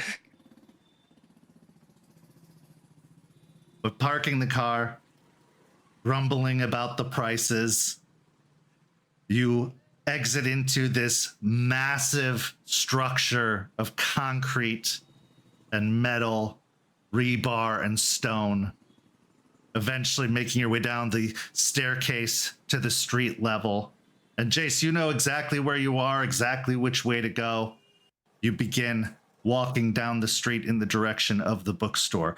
Moses trails behind and is almost like an albatross around you right now, as he is kind of an anchor dragging you back as he is still looking at the massive structures around him, getting startled by the vehicles that are driving past, including one weirdly angular spaceship made of the cheapest plastic in the world and yet selling for as much as a house. Eventually you find yourselves in front of the bookstore. Izzy, the bookstore almost appears to you as there is all this distraction by the city, as there is these large buildings. It just kind of comes out of nowhere. Just as Jace had described, easily overlooked. The tome shelf has windows that look almost like they're edged with dust around the edges. You can see a couple of books sitting on the windowsill. Novels neither of you can recognize, from authors neither of you know. These books look boring and not appealing or appetizing at all. This would not draw someone's eye from the street, and if anything, looks like a facade meant to detract any attention. They're not going to have the latest bestseller in the window. They're not going to have the Bible or anything that might draw a certain clientele. No, they are going to have books with spines that look like they've been cracked far too many times, with pages that have begun to yellow, and a title that is almost barely visible with how much the print has faded from the cover. As you approach the door, you see a sign that says, "Closed for lunch. Back in an hour."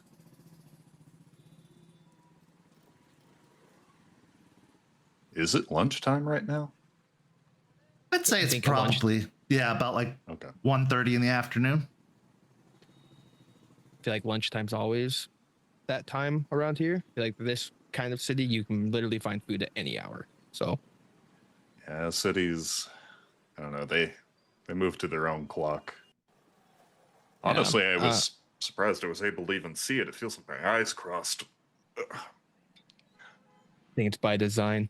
Going to look real quick and grab the handle and see if the door is actually locked.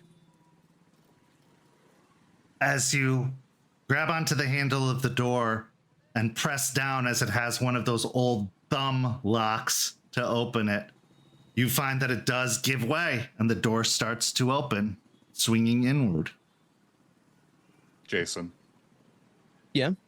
Before we step inside, I'm following your lead here, okay? We're here to make a good impression, hopefully. Find out stuff about your buddy Moses here. Right. Okay, then you have Unicorn's blessing with me. And with that, Izzy will sort of scratch at the side of his neck and invoke one of Uniform's gifts, Brother's Scent, which costs a willpower. Last the scene, and I don't know if you want a description for it or not, but give it to me. It's the first time it's been used on this program. So, Brother's Scent. The werewolf can fit in with any crowd of their choice, no matter the user's appearance. Those who have no reason to suspect the Garu's presence simply overlook them, whereas more suspicious subjects find it harder to detect the imposter. An avatar of unicorn grants this gift. As long as the user is in a form suitable for the target gathering, the Garu's presence amid a group of strangers, such as a high society club, a tight-knit criminal gang, or an unfamiliar cairn, goes unnoticed, especially the subjects are actively looking for a trespasser. In the case that the gift's user gains their wisdom as a bonus to subterfuge or performance attempts to remain undercover. Doesn't prevent them from being noticed thanks to unfitting behavior, such as stripping naked, but as long as the pretense is maintained, the Garu is treated as belonging to the group. Note that anyone who knows the user by sight will recognize them, for better or worse, and this gift can be used in Haman form unless the gathering is a Garu one. Is there a role associated with it? Nope, just spend a willpower last the scene. Perfect. Okay, so as you activate your gift, fading into the group as a whole, minimalizing any kind of intimidation factor you could have from your size or any kind of noxious odors that could come from the sweat that has started to form on your brow and in your armpits from the stressful experience that has been the city. You step inside, pushing the door open. And as you step inside, as soon as you release the door, it shuts behind you. Even though you don't see any kind of mechanism or anything that would cause the door to auto-close, it does anyway. And just as soon as the door clicks shut, the room goes silent. The walls are lined by overstuffed bookcases, just filled to the brim with secondhand novels and nonfiction materials. You even think you see a small section that is just filled with out-of-date atlases. There's a small wooden counter by the front door with a old, actually like hand crank cash register. There's no signs of a credit card machine. In fact, you see another note attached to the counter that says cash only.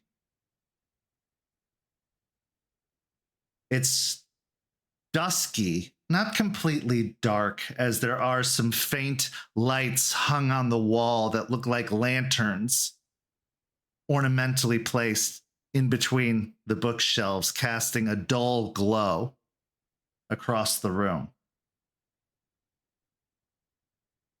There's no one present currently, but after a moment, a man comes from what looks to be a back room, a very, very mouse-ish looking individual with large spectacles, thinning gray hair atop their head, wearing a long sleeve sweater over a button-up shirt, slacks, and dress shoes. Can I help you? We're closed for lunch. Oh, my bad. I just kind of saw a cool little store size, pushed the door and open. I didn't see anything, so I apologize. But is it okay if we just look around? Yeah, no apology necessary. And you see actually in his hand, he has a partially unwrapped sandwich that looks like it came from the gas station. It's got that cling film kind of gathered around the base of the sandwich, and you can see a few bites had been taken out of it. And in his other hand, he carries a little brown paper bag that looks like it was probably a lunch sack. And he starts shuffling his way from this little back room up towards the counter and says, "Go ahead, help yourself. Let me know if you see anything you like or have any questions." And he sets the bag down with a small crinkle of the paper as it drops upon the counter. It's a cool little store. The way that I'll ask you, the way that this building's placed, would Jace have any idea on basic building like infrastructures on how buildings are built or anything like that? Are you talking about like the dimensions of the building? Or are you talking about like the way the building is actually built? The way that the building's like sitting in between two larger ones. Yeah. So what are you hoping to find out? Is like how or why? How long this building's been here? Sure. Give me a wits and academics.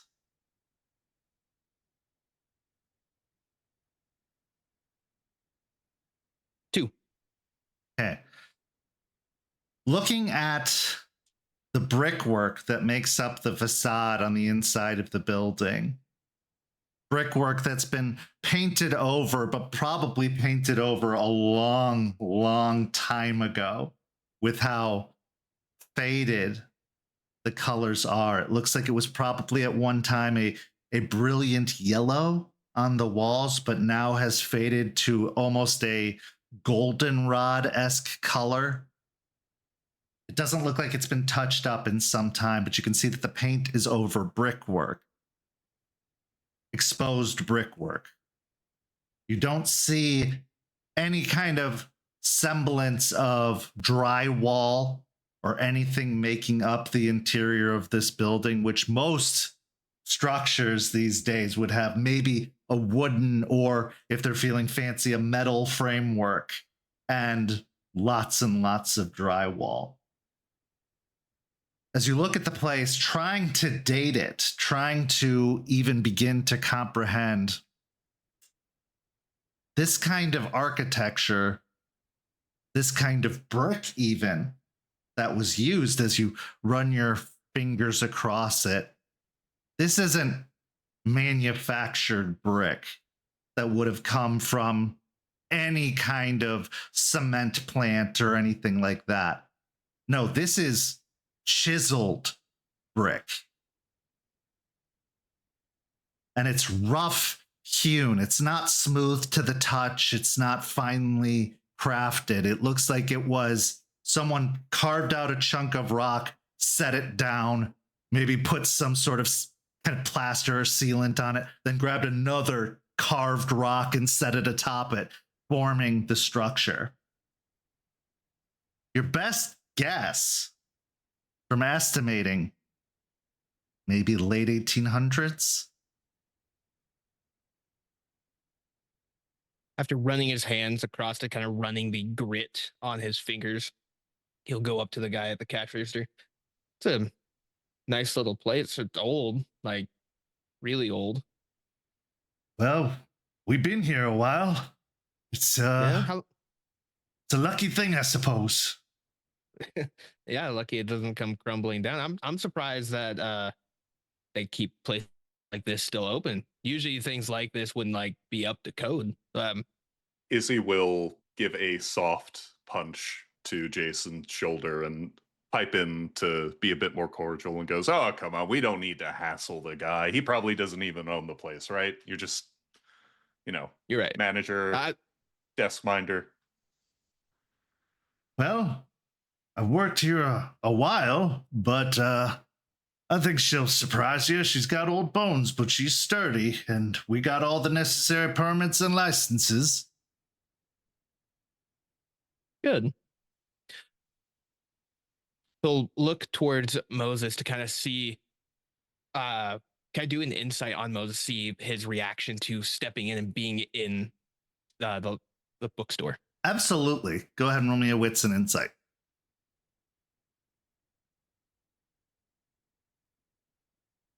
That's 4 with a crit. Okay.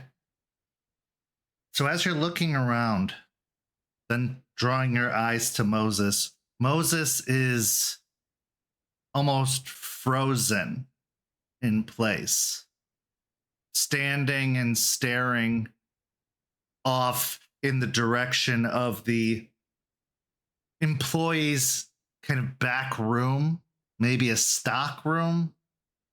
He seems transfixed upon that location and he has a look of familiarity and wonder on his face, because though he's frozen, it looks like he has found some sort of comfort in this location and its more archaic old stylings, as opposed to the very modern, very recent downtown area outside. And maybe it's the silence of the building itself, but he's not clearly as stressed and distracted. He'll kind of nudge Izzy real quick and then look over towards Moses and walk up to him. You doing all right, buddy? Yeah, feel like I've been here before. Yeah, anything calling out to you? Memories, anything like that? He breaks from his frozen position and posture and moves over to one of the books on the shelf, and he pulls it off the shelf and starts rifling through the pages. And as he does the strangest thing, which is he leans in and smells the paper of the book. Reminds me of the library. The old paper, that smell that books used to have when they weren't just all machines and chemicals, when they were sewn together, stitched, when the bindings weren't made of just more glossy paper, but leather and hide. You don't forget a place like that. Absolutely. Pick out a book, whichever one you want. I'll get it for you. He's gonna go back over to the employee. You can help me with something. Sorry, what's up, Izzy? I was just going to say, while Jason and Moses were having their chatter, I think Izzy would have engaged the clerk, I guess, Sure. would be the best description in a conversation. Like, hey, once again, sorry for budging in on the lunch thing. You just sort of walk by, you see the dusty tomes, and you're like, wow, what's in here? And you open the door and it's open. Listen, if you want us to leave, we can come back when you're done. Or No, that's fine. It's been a quiet morning today, so oh, no that's trouble good. whatsoever. Oh, perfect to hear. My name's Izzy, by the way, and we'll offer a hand. Oh, Michael. Michael. Mind if I call you Mike? Sure. A bit familiar, but why not? It's a familiar Hey, age. Listen, we're just two ships in the night, you know what I mean? Can't say I'm here for something, but one of my friends here is looking, and I think at this point Jason maybe returns. Yeah. Jason, hey. Hey. This is Michael. Which one would you like, Michael or Mike? Either one's fine. Okay. All right. Mike, what's the oldest book you got? Oh boy. Why do you ask? A bit of a interest, more of my friend over there than anything, but kind of collects these kind of things. Really likes how things were stitched back together back then, the old smell of the library before machines put them all together. Oh, yes, I know the type. Well, let me check the back. We keep more of the more fragile and precious materials back there. And he starts shuffling his way from behind the counter, leaving his lunch sack atop the countertop, the sandwich placed off to the side next to it. As he enters into the back room, the curtain kind of dropping closed behind him, roll me a wits and awareness, both of you.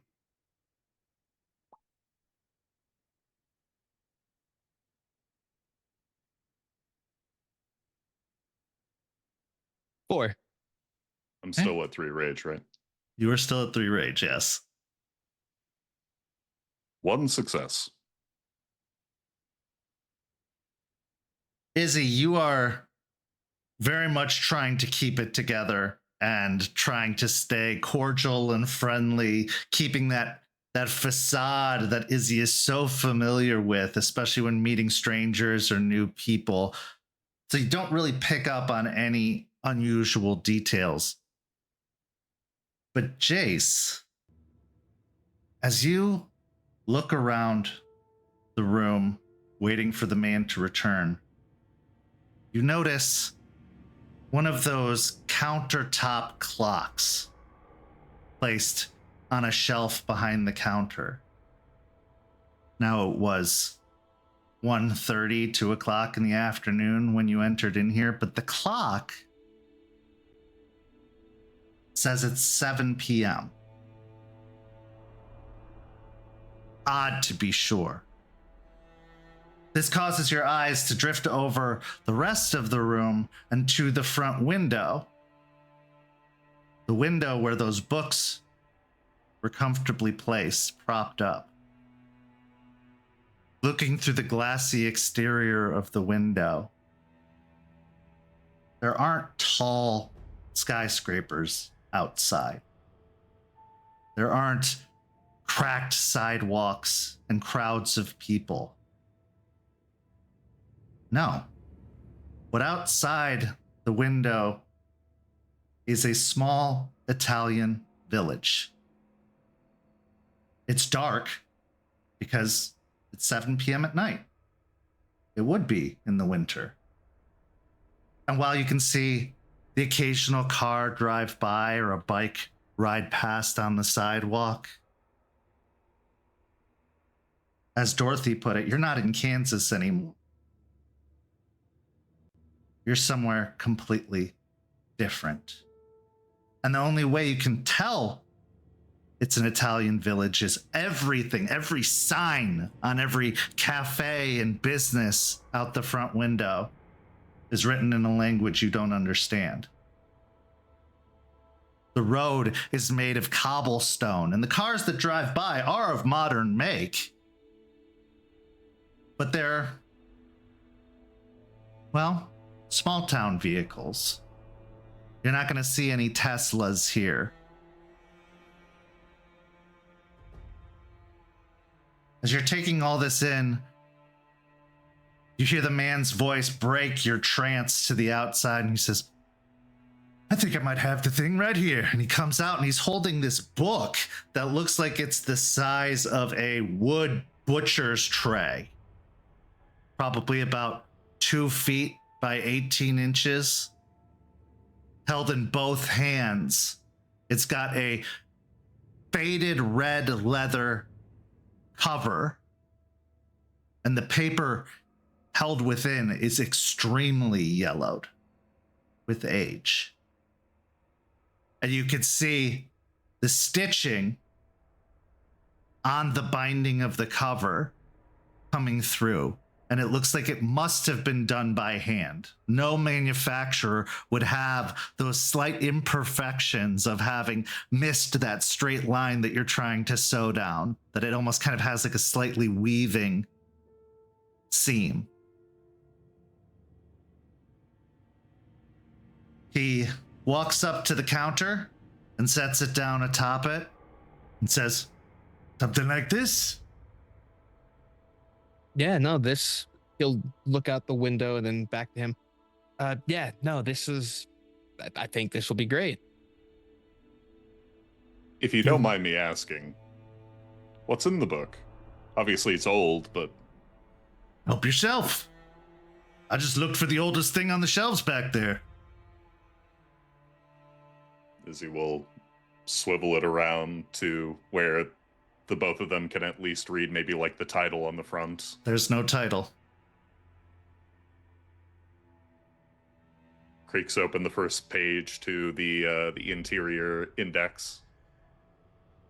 As you open the cover, both of you roll me a wits and resolve.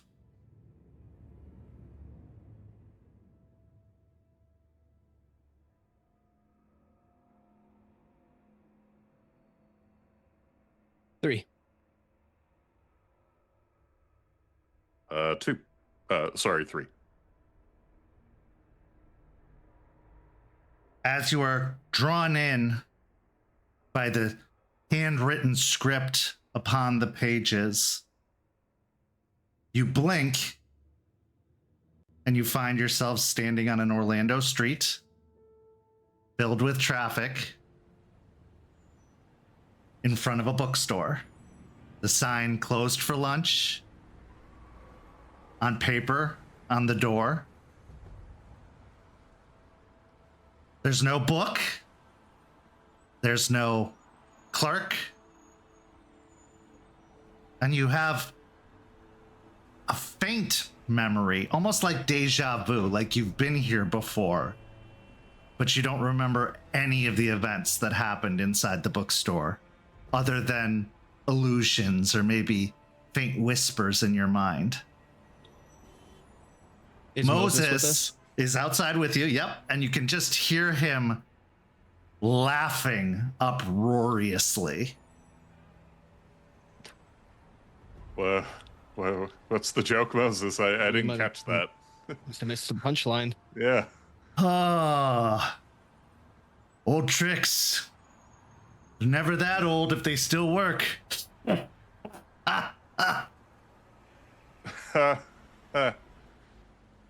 Jason, what? I'm having the weirdest sense that I've already stood here today. So I'm trying to wrap my head around that. We were... It's because you have, Jason. Oh. It's like a cantrip, a spell, a time reversal. You know about those? His brow furrows confusedly, and he just kind of looks off to the side. Yeah.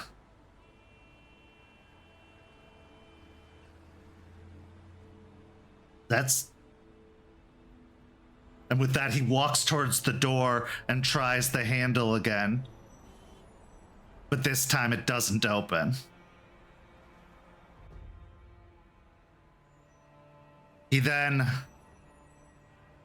removes his hand from the handle, but keeps a fist and reaches and knocks on the top of the door, then on the right of the door, then the bottom of the door, and then twice on the left-hand side. At this point, you hear a lock disengage and the door open. And he strides his way in.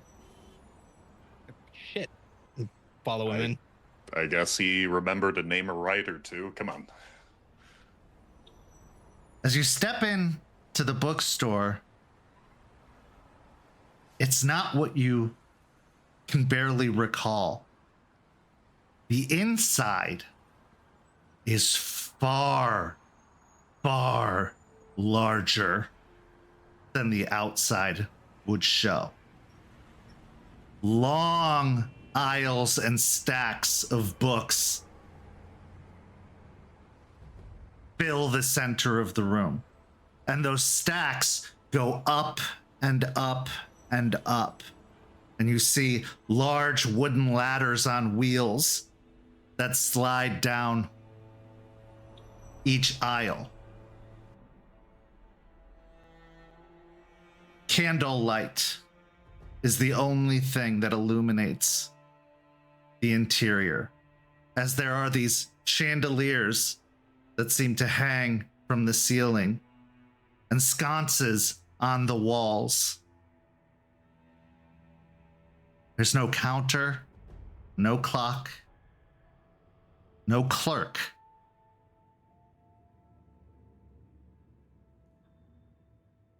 Moses immediately starts walking down one of the aisles between the stacks.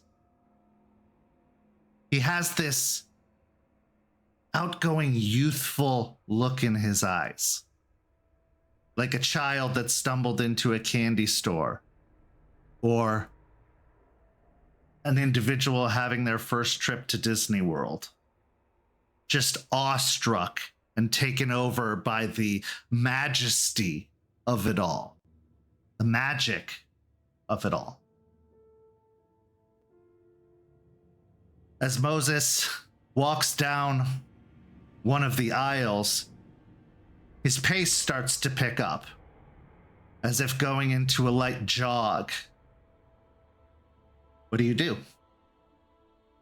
I think Izzy is immediately trying to keep pace before looking at Jason, who I assume is also trailing, and asking. Yeah. It's like just keeping his distance, but he'll look over towards Izzy. Yeah.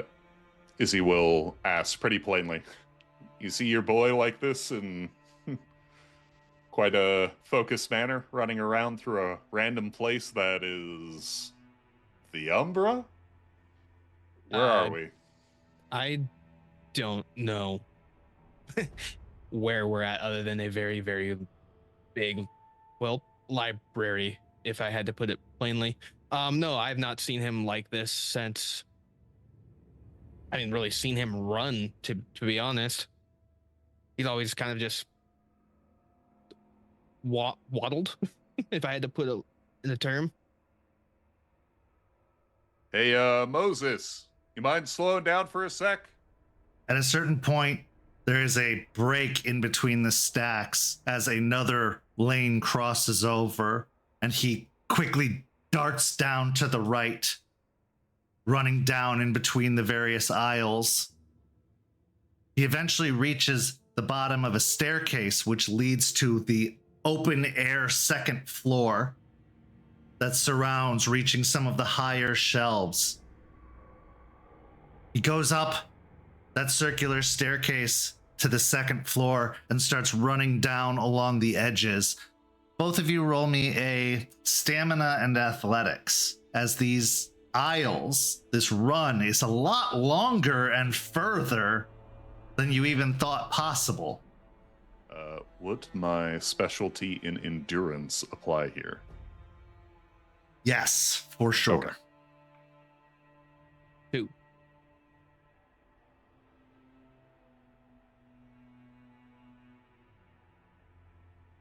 That is a crit for 7. Okay. You could keep pace with and maybe even pass Moses if you wanted to. This is just a nice kind of light jog for you. But Jace is quickly falling behind, dropping back more and more as the distance grows longer and longer. And on almost one of those tricks of the camera where it feels like it extends outward, that's what's happening to this particular row of books, as it seems like he is further and further behind by the moment.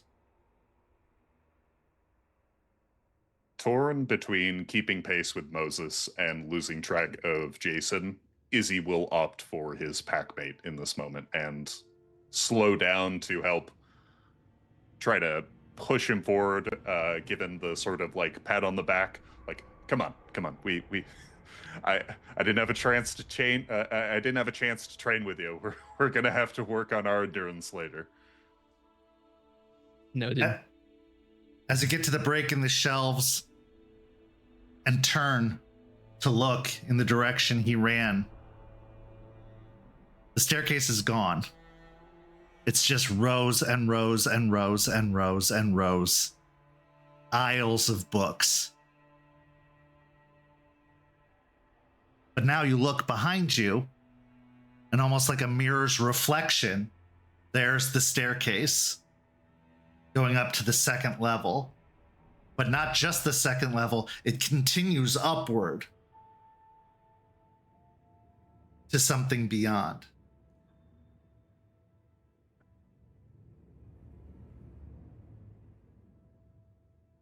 Well, I don't see any other option. We saw him go up. So up we go. One of you, or both of you, if you'd like, make me a wits and survival. I think Jason's probably the best bet. I got 3. Yeah, I'll do it. Do you have a dot in survival? I do. Yes. You can assist and give Jace a bonus die if you'd like. Sure.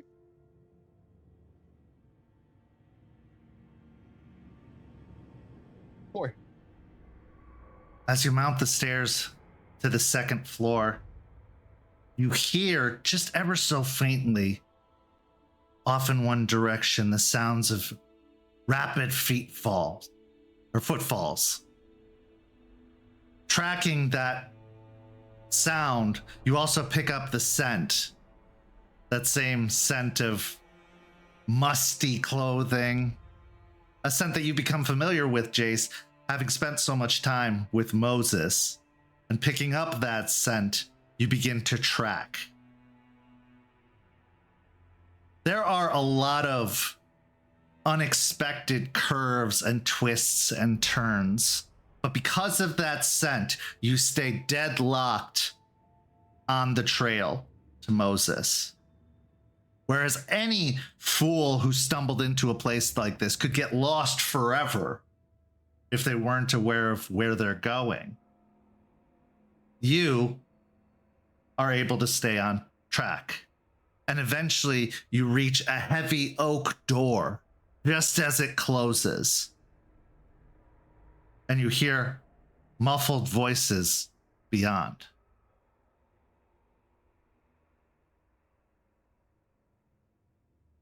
Stop and put his hand up to the door and look at Izzy.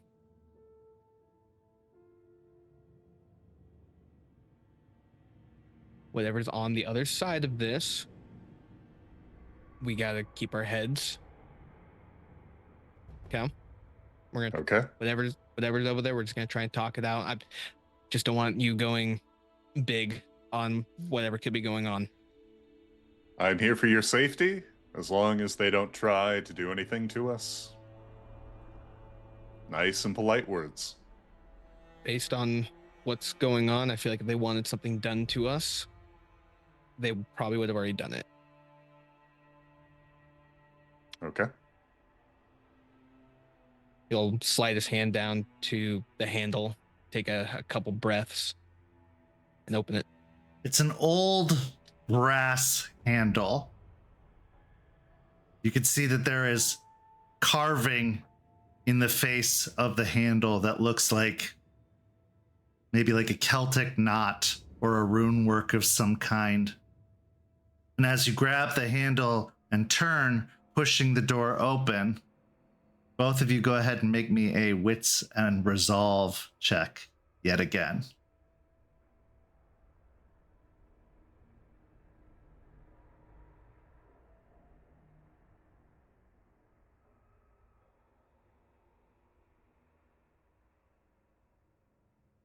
It's another 4.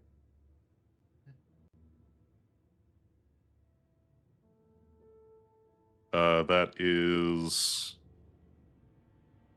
6 with a crit.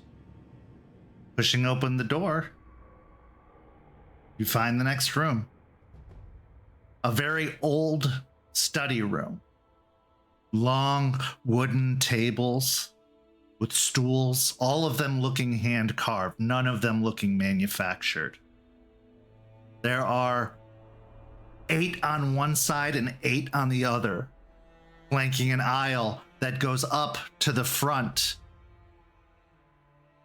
In the front leftmost table, Moses is sat upon the stool, his hands folded in front of him on the desk like the A+ student, the dutiful student awaiting a lecture. Beyond, there's a old slate chalkboard and several pieces of chalk, all aligned just so along a railing.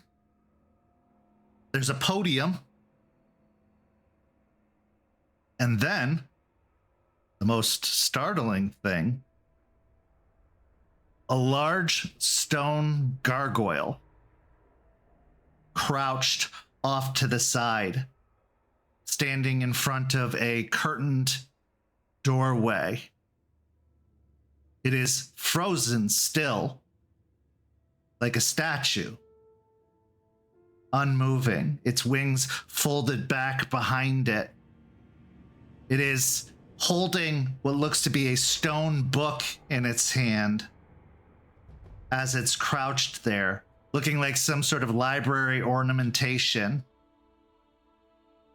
just frozen in place, looking down at this stone tome.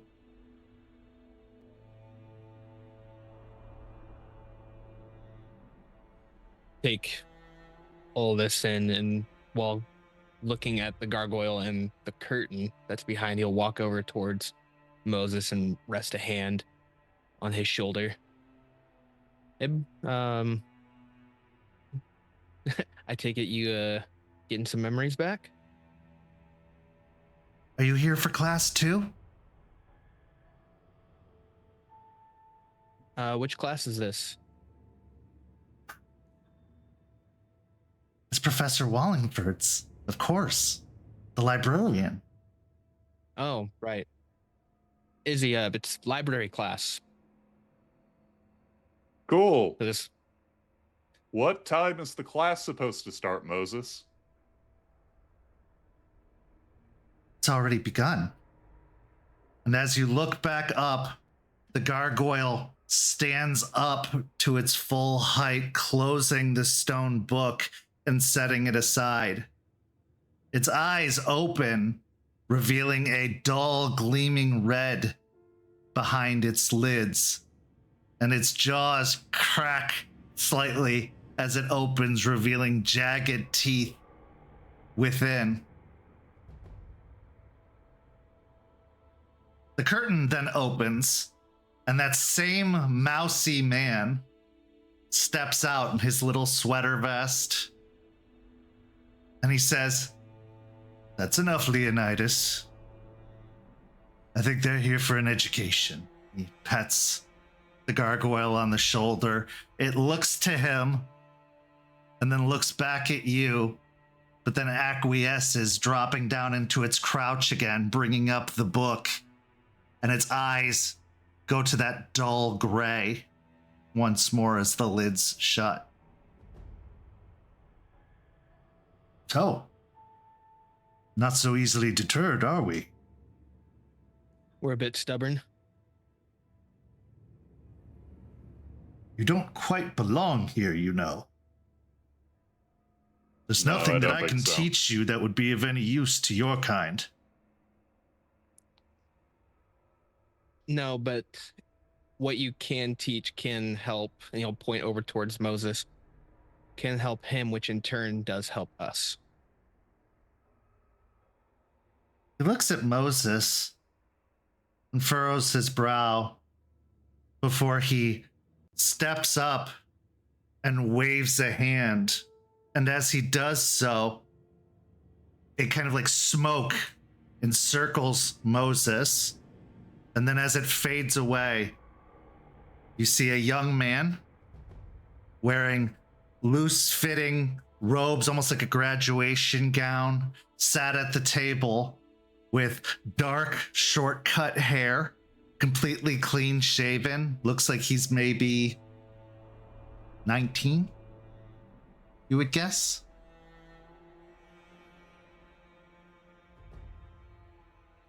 Moses. Of course. Always wondered what had happened to that boy. He then waves his hand again, and the same smoke whips around and then pulls back, revealing the older Moses once more.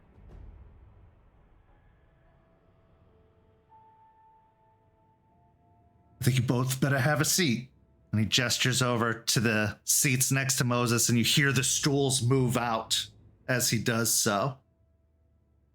Less of an invitation, more of a demand, obvious in the way he speaks. Izzy will instinctively move to whichever seat is closer to Michael. Take the seat next to Moses. Michael steps over to the podium, placing his hands upon it.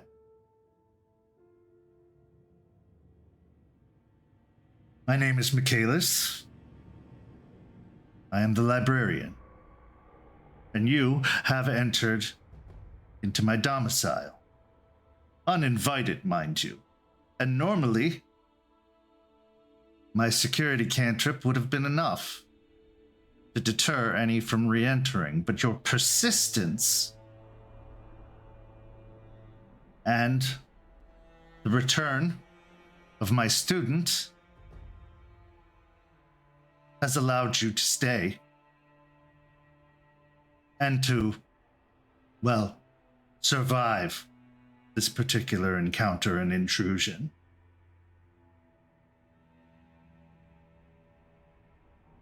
I take it you are Guru, certainly, but something else as well. What do you want with Moses in this place? If you're familiar with that word, then you would know exactly the kind of things Garu can and can't say. And with that, he will look over to Jason on the question of Moses. He'll look to Michaelis and then towards Moses. Moses is a good friend of mine. And when he fell on harder times than what were already there, claiming that he had lost 40 years of his life, and by that I mean his memory altogether, I wanted to help him. And the only things that I could glean was Orlando and the different things that I know about. He'll gesture to you all. Just took a little bit of questioning, and I was able to find this place. To the first point, and he gestures with a hand, and one of the pieces of chalk rises up and starts writing on the chalkboard. I assume you're referring to your, what's it called, litany? And you can see that the tenets are being written out on the chalkboard. And then it stops at the tenet referring to the veil. You know your stuff. They don't call me the librarian for fun, young man. I will be sure to remind myself of that should I have anything quippier to say.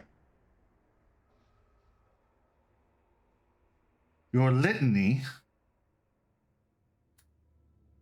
structure, rules, keeping order, not unlike, and then he waves a hand and the chalk moves over and starts writing something else.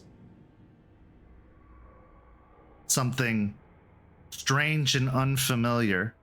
But the first rule, tenet, uphold the masquerade.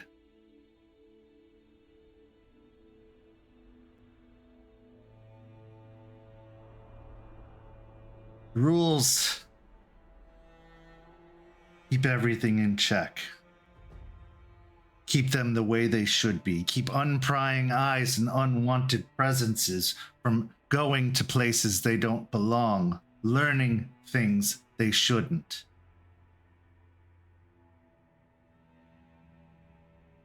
My prodigal student dabbled with forces he couldn't even begin to understand, and is lucky it only cost him 40 years of his life. He was always a precocious and talented boy, wielding a great amount of power, understanding and manipulating the weave faster and more adeptly than most his age.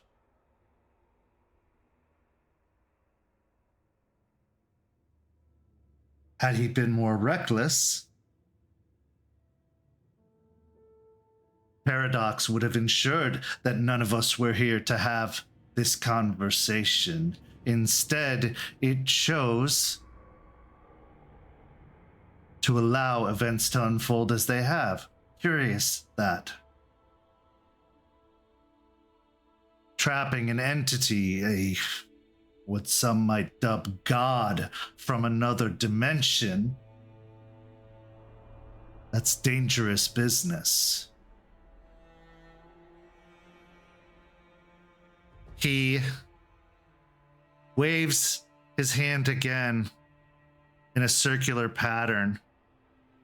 And Jace, you get this pain in your arm where the tattoo is as the staff starts to pull itself out, unbidden, from your arm. Is Put a he hand over it, trying to keep it in? Yeah, Izzy tenses in the chair and looks over to Jason like He'll hold it and shake his head at him. he relaxes and leans back in the chair again. Well, come now, boy. If you don't want me to do it yourself.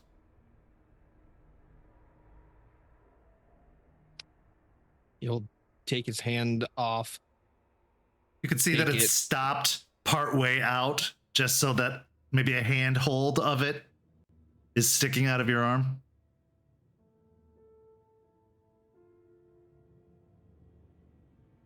He'll grab it, and the entire time pulling it out, shaking his head that he shouldn't be doing this as he pulls out the whole staff.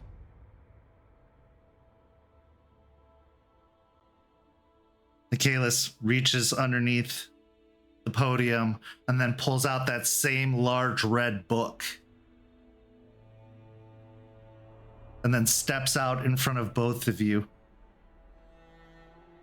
I won't make you forget this time. For now.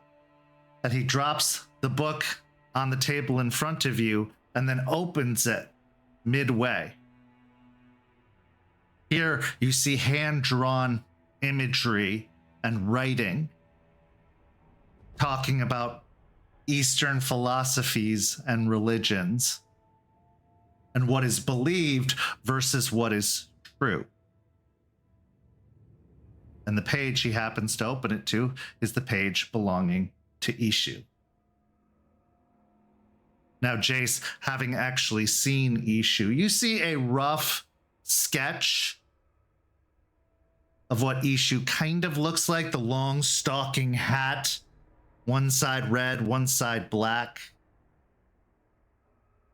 They look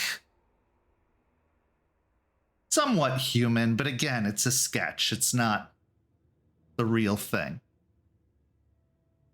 And you can see all the monikers about how they were the guide, the trailblazer, the one who gave direction and led others who were lost. It also mentions how they were a trickster.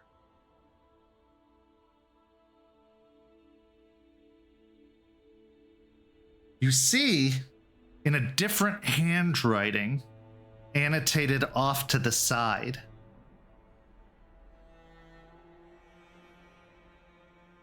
real? Question mark. Containable? Question mark.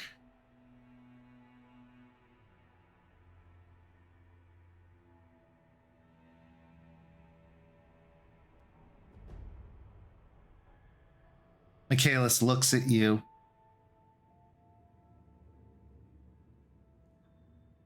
These things have consequences. We can study other dimensions, other sides, other beings, and he gestures openly to both of you. But it is not our place to interfere or dabble. But Moses thought himself a trailblazer, took his studies further than anyone should.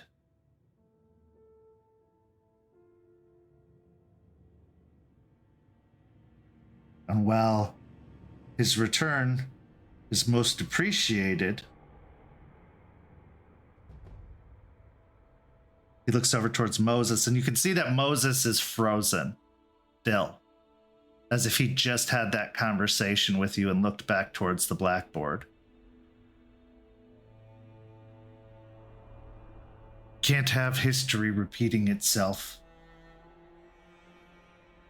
Curiosity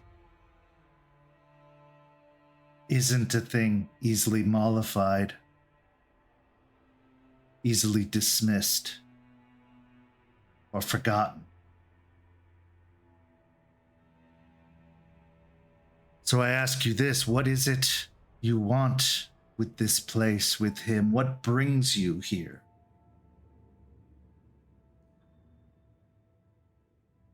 You'll pause for a moment.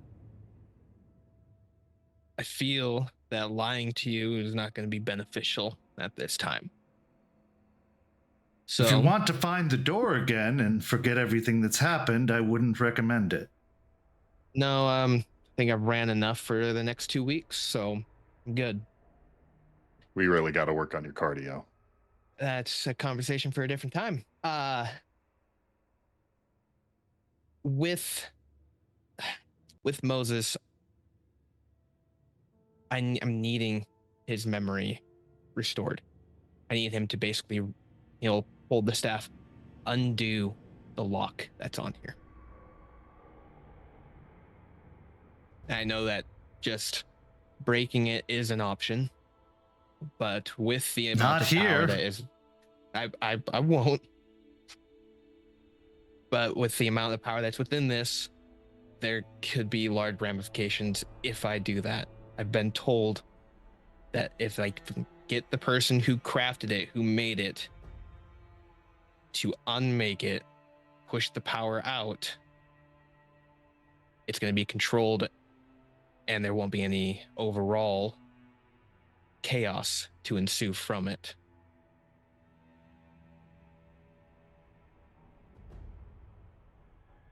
He reaches out, holding an open hand for the staff. He'll start to push it towards him and then pull it back for a moment. Look him in the eyes. Can I do an insight check on him before I hand it? Mm-hmm. I don't know if this is a thing where Izzy can assist. Obviously, like You can roll your own. Okay. Wits and insight. Wits and insight. Yep. It's another 4. 0 successes. With 4 successes, there is no malicious intent here. If anything, it's purely academic and detached. After looking him over, keeping eye contact with him, he'll hand him the staff. As he takes the staff from you, you feel like something drains from you. As the presence of Ishu goes with the staff, and if freely given, so too goes Ishu. He takes the staff, and after a moment, you see a glow from beneath his shirt radiate. Not today, my friend, he says, looking at the staff. He studies it, turning it over in his hand, looking at the carvings on the wooden surface. Oh, Moses, what did you do? He looks over it. We have certain abilities and incantations for these sort of things, but this is unlike anything we have practiced or taught. This is unique. If I had to guess, Moses took my teachings a little bit further than he intended to and decided to do a little bit of experimentation of his own. I can see, and he points to some of the symbols, the early workings of what he was taught. But then he strayed. He points to another symbol, into something original.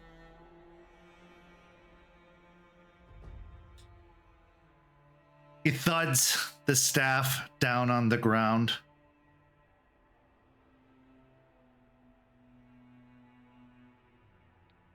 I could restore his memory, but Paradox will demand a price. I need you to explain that part. You've said it twice. First time I just kind of let it go. You brought it the second time. I need to know what that means now. Have you seen the movie Back to the Future? Yeah, it's a good one. When events change, when reality is manipulated, it corrects itself by erasing the manipulation. Or erasing and unmaking reality. Paradox is the counterweight to the machinations and the workings we do within the weave.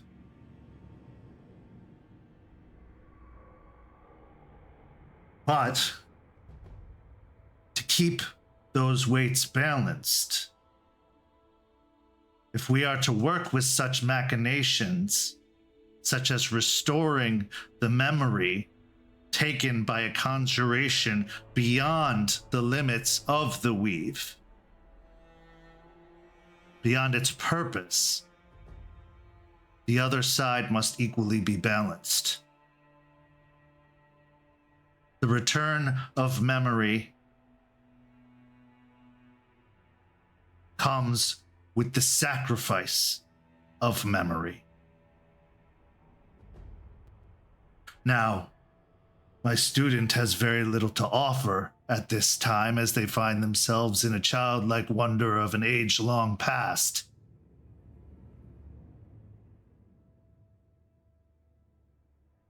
But you two, if you wish me to grant this request, I will.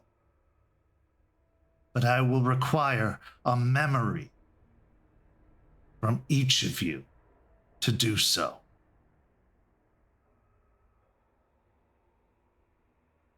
And before you think that something simple like a reminder will bring that memory back, no. It will be gone for good.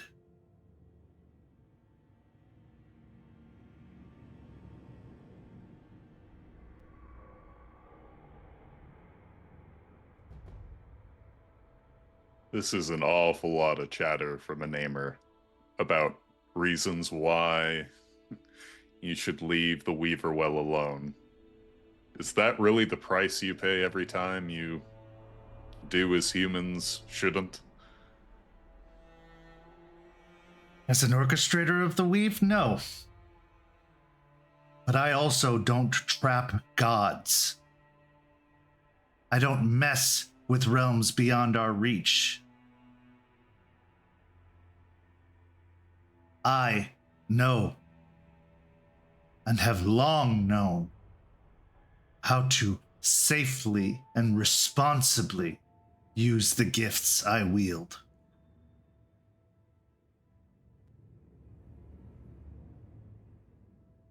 And This is beyond that. I see. And if this is beyond that, you're certain your naming magic will be successful. This isn't 80% operation chance or anything like that.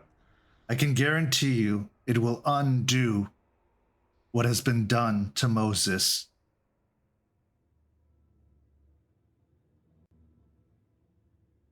As for the unmaking of the staff, he needs that knowledge to even attempt it. I could try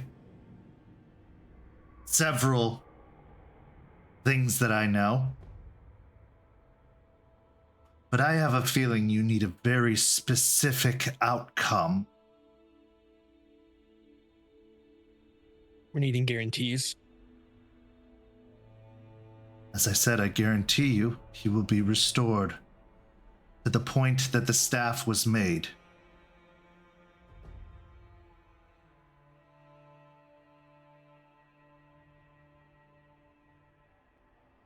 He'll look towards Izzy. Izzy will rub at his nose and think back to what he agreed to do. Coming out to Orlando, he thought he would have to tear a Namer head off or something like that, but seeing the true trial ahead, he will match Jason's gaze with a bit of sorrow before looking between Moses and then back to Jason again and giving a soft nod of, I'm a child of unicorn. I'm supposed to be healing things. And if you're saying your buddy here needs this, then call on the Alrune for the sacrifice.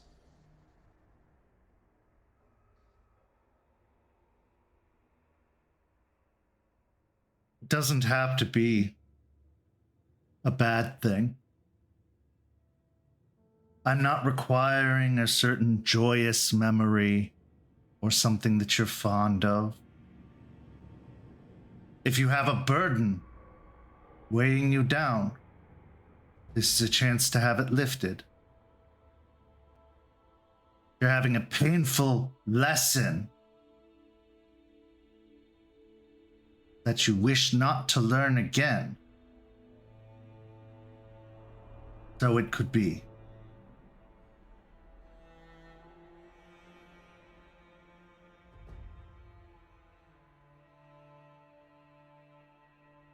Michaelis. My long associated friend here is new to this whole thing. I'll give up both of the memories so he doesn't have to.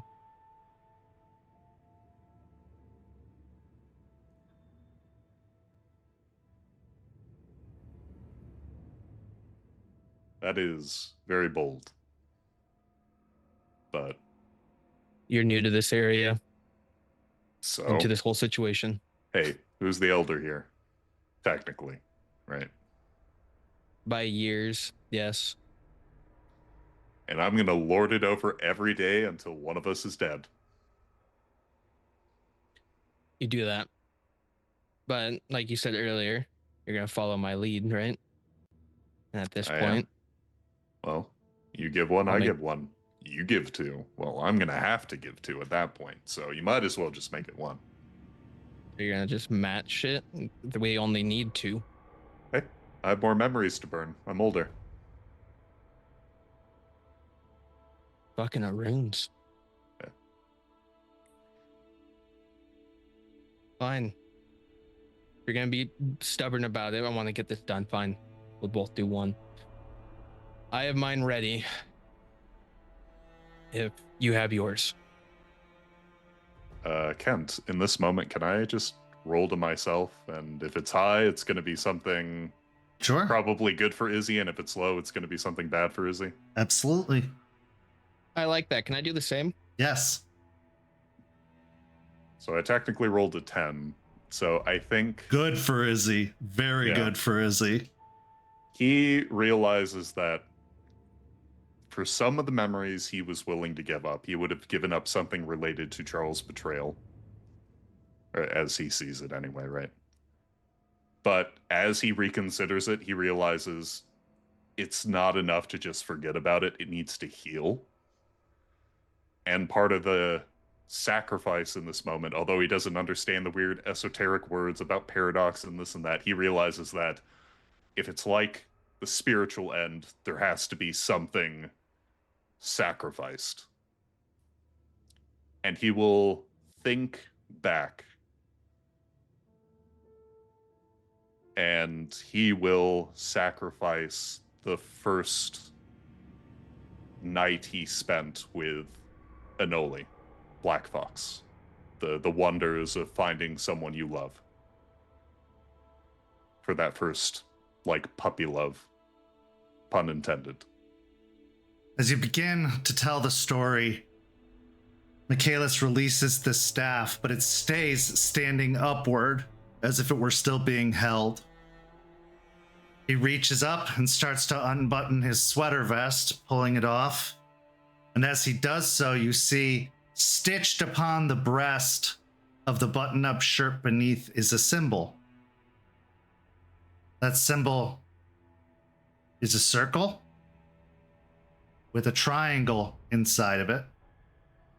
And then on top of that triangle is another circle with a square inside of it and an arrow pointing up and to the right from it.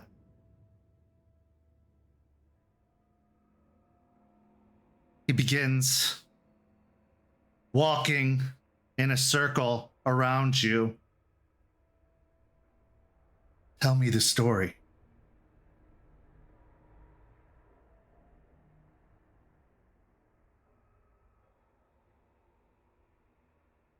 It was the night before.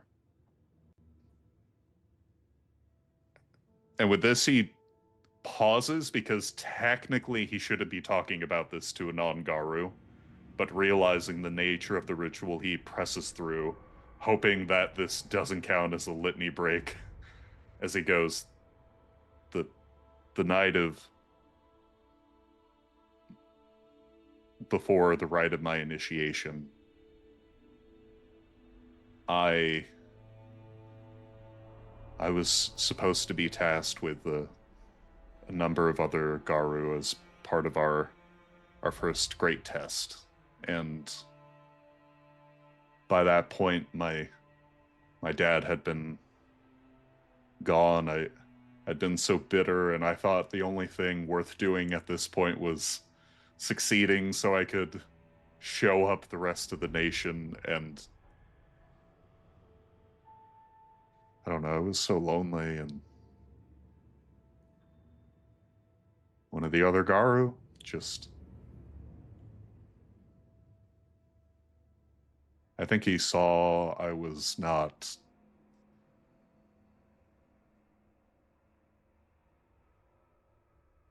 too well. And I don't know if it was pity or if he really liked me, and he started talking and started asking me questions about things I didn't even think about at that time. Like, well, after it's over, what do you want to do? Well, where do you see yourself and, after this is over? Did you want to form a pack? Like, we're going to be together, you and me. And one thing led to another, and at this, he will skip over, the not safe for work details, but basically just he will describe as best as he can. Yeah, as you're speaking, you can hear the scratching on the podium, and you see the tip of a quill, a feather, crawling down your words, almost transcribing what you're saying. As you finish speaking, the quill pauses, and you can hear a sheaf of paper moving aside. And it just lingers over the parchment as Michaelis looks. Jace, tell me the story.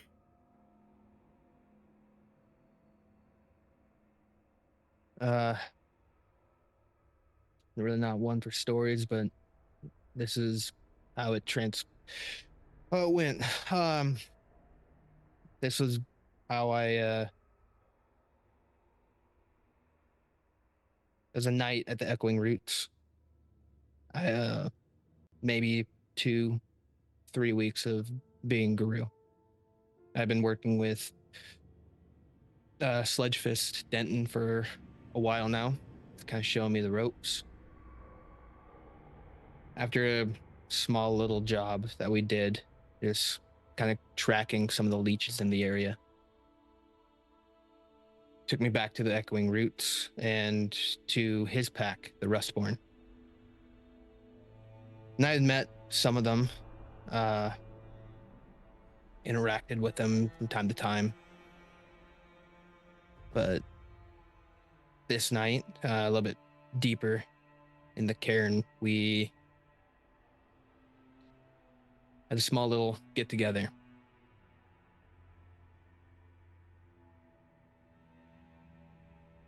Person who would later become my best friend, pursuer Quill Olivia Mercer, started telling the story of my change and the different tasks that I have done leading up to this point.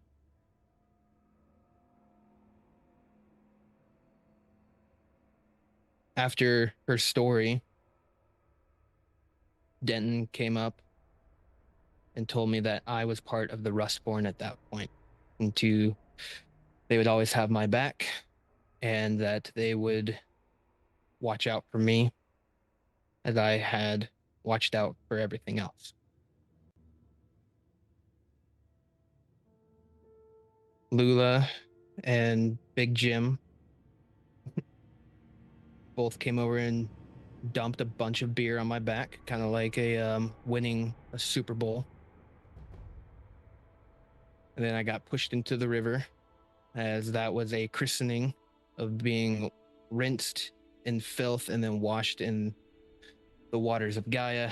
I had now become a Rustborn. And from that point forward, I had held that and one of a fond memory. But they are no longer around.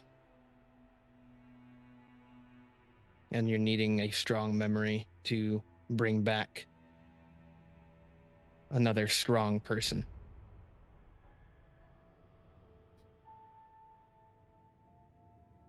Thank you, both of you. The scritching stops on the podium, and Michaelis walks up to it and pulls off the two sheafs of paper. He walks over to one of the lanterns nearby, removing the glass casing around it, exposing just the candle with the flame. As he holds the paper to the candle, you hear your own voice in your head recounting the story. You see the vivid play of all of the quote-unquote characters involved within the story, as if you're watching it third person. But as the paper starts to burn, the voices become garbled. The characters become faceless. And darkness starts to creep in from around, eating away and evaporating the memory.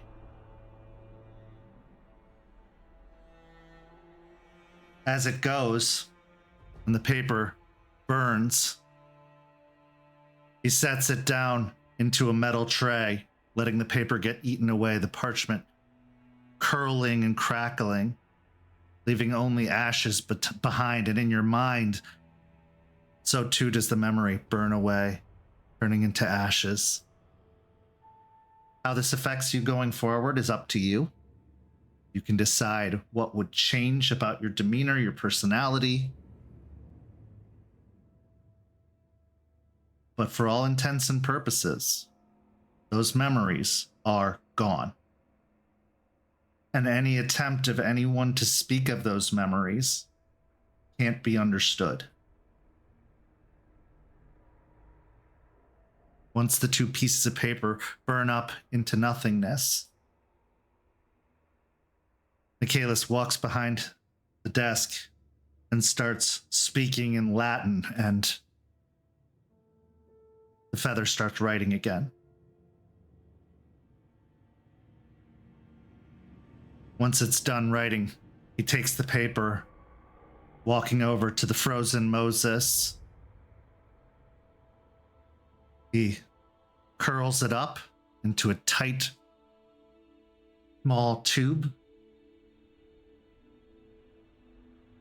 and he places it at the tip of Moses's ear and starts pressing it inward.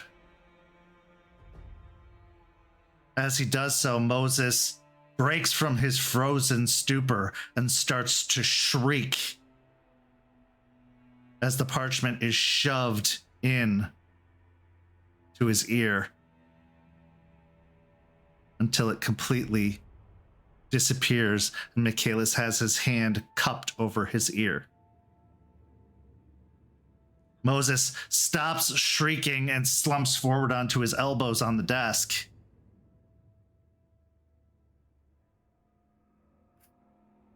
Remember,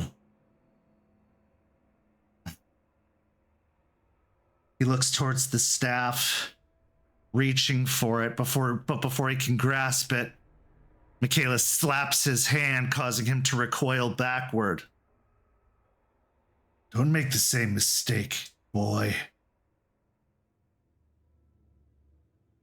It went so poorly for you the first time, and your companions have paid a significant price to appease Paradox. Use your knowledge to undo what you've done. Return the god to their rightful place and unmake the staff. Moses' hand is still open as if he wants to reach for the staff.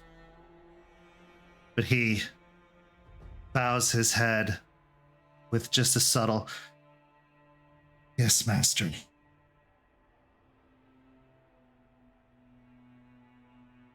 Michaelis looks to both of you. You will do as you must. And when it is done, his connection to the weave will be severed. Permanently. This is the price that must be paid. For him.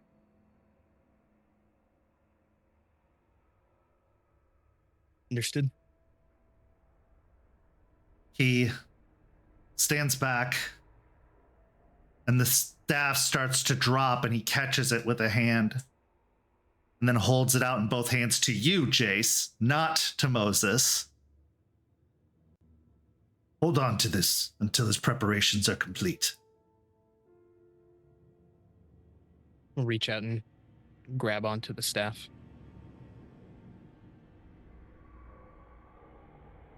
Now it is time for you to go. And if you don't want to sound like a crazy person, I suggest you don't speak of what you've seen here or experienced. We're well versed in keeping things under wraps. Oh, I know. And he steps over to the curtain and pulls it aside. And as he pulls it aside, you see that you're looking out from the back room of the original bookstore. A small, cramped bookstore with small shelves loaded with books, the wood counter at the front, the door leading outward. I suspect we will never cross paths again. I hope as it not. should be. But I will tell you this, and use it as you will.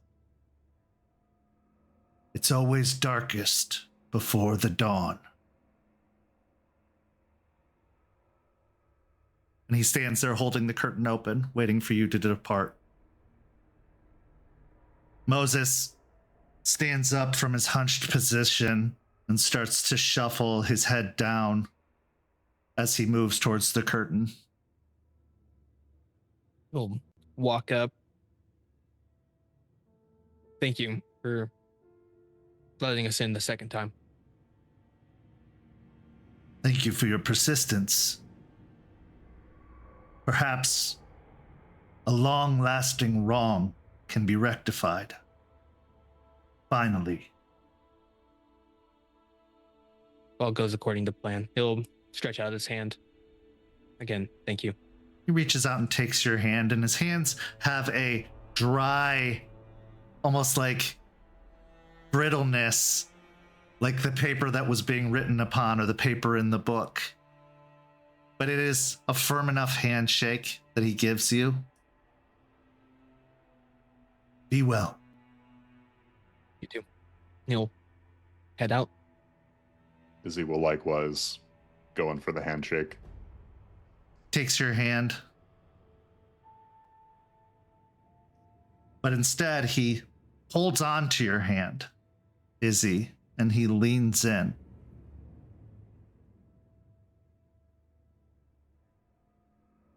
Not everything is lost. Some things are just waiting to be found again. And he releases your hand. Michaelis, was it? Not Michael. Michaelis of the House Tremere of the Order of Hermes. Sounds like Weaver babble. Just know I didn't lie. My name's actually Izzy, so that's one up for the Garu. But a pleasure to make your acquaintance. Pleasure May is we never mine. meet again. As you step out through the curtain and the curtain drops closed, you find yourself in the bookstore. As previously described, the closed for lunch sign hanging on the door. You move past, opening the door to the street, stepping out, the door closing behind you. When you look back to find the bookstore, all you see is an alley between two tall buildings, a bank, and a shoe store. We now transition to our final scene of tonight's story.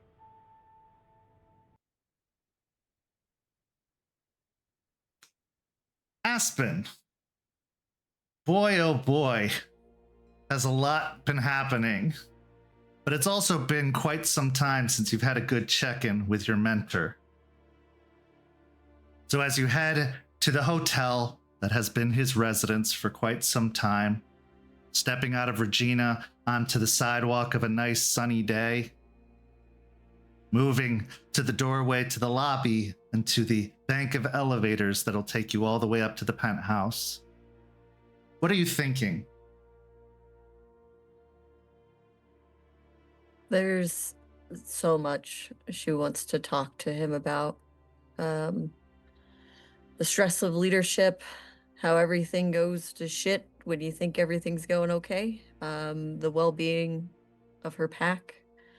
So many things, just somebody to just listen and understand in a way. Most importantly, she wants to talk to him about being a bigger part of the cairn potentially and helping Larry, because after an unfortunate situation with kin seeking, she feels like she needs to be there for Larry, be that mentor, and pursue that for him because he needs it, and she can't waver from that just because of what had happened. So she's excited to talk to him and just have a bit of reprieve and somebody who gets it.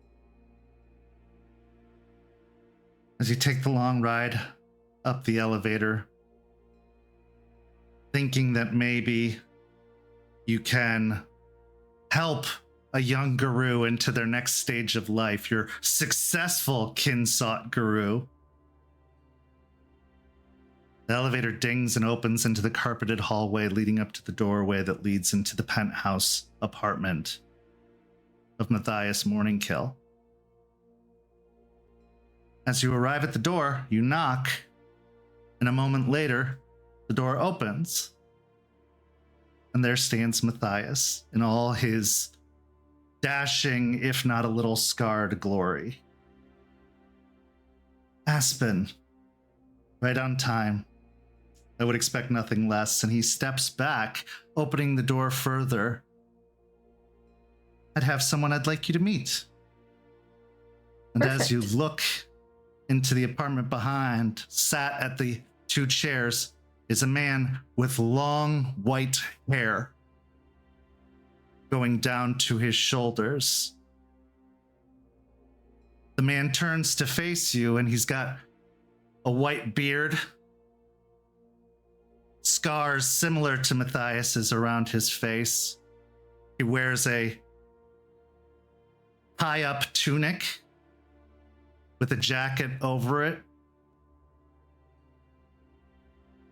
Aspen, this is Victor Volkov, also known as Iron Oath. He is originally from the Sept of the Crescent Moon, but has now been spending his time in the Sept of the North Country, more specifically in the residence of House Wormfoe, Jonas Albrecht's house. Oh, forgive me, King Jonas Albrecht's house, he says, looking to Volkov.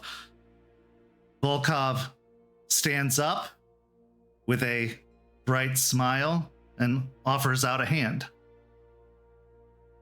Miss Weiss, it is a pleasure to meet you. Very nice to meet you as well, Mr. Volkov. And she'll put her hand out. Takes her hand and gives it a very polite squeeze, enough to show respect, but enough not to be overbearing. I was just informing Mr. Morningkill that I had arrived within the area, and he was just telling me who I could meet to have a proper introduction. Forgive me, I did not come straight to you. I did not know where to find you, and I felt stumbling around your fair city would have been an error in judgment. Not a problem at all. She'll look over to Matthias and back. What brings you here? Actually, I come on the business of King Albrecht. Business I was hoping you and I could discuss at some point, but I do not want to interrupt your affairs with Mr. Morningkill. I'm sure this is a bit of a shock and a surprise, but I will be in town if it so suits you until we can perhaps have a meeting in more appropriate surroundings. Sounds perfect. She'll pull out her cell phone and pull out or go to pull up her number or to write in his. I would love to meet up. It's always nice to see more of us within the city.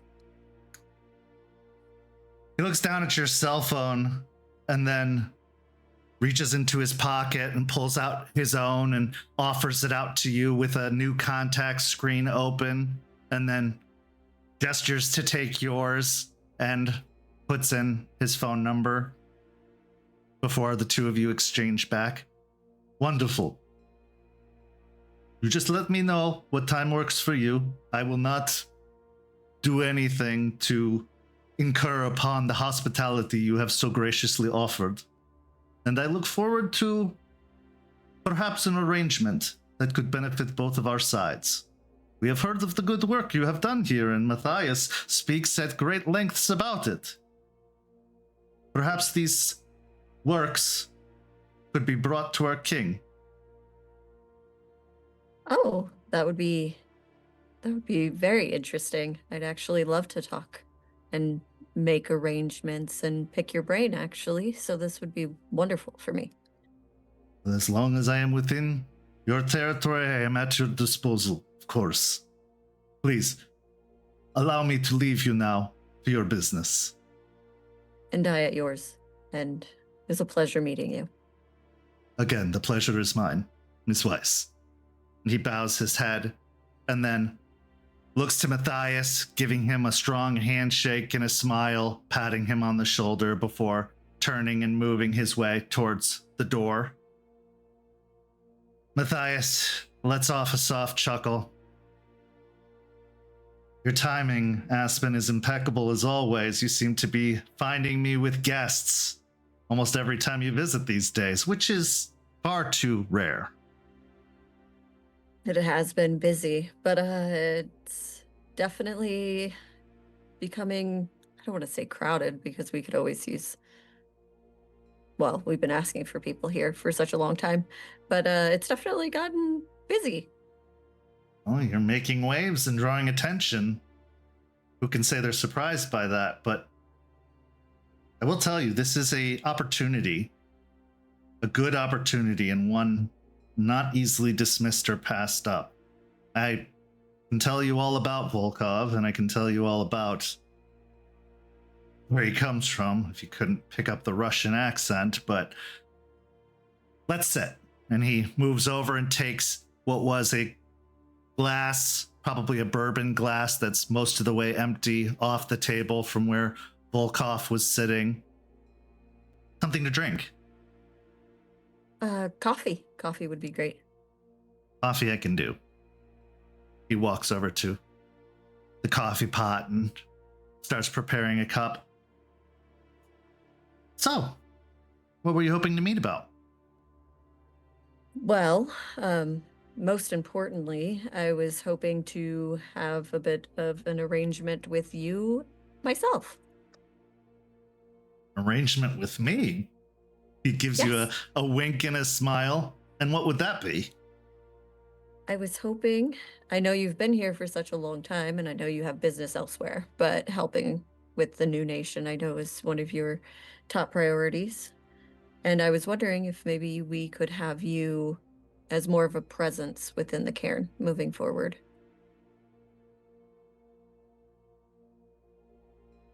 What did you have in mind specifically?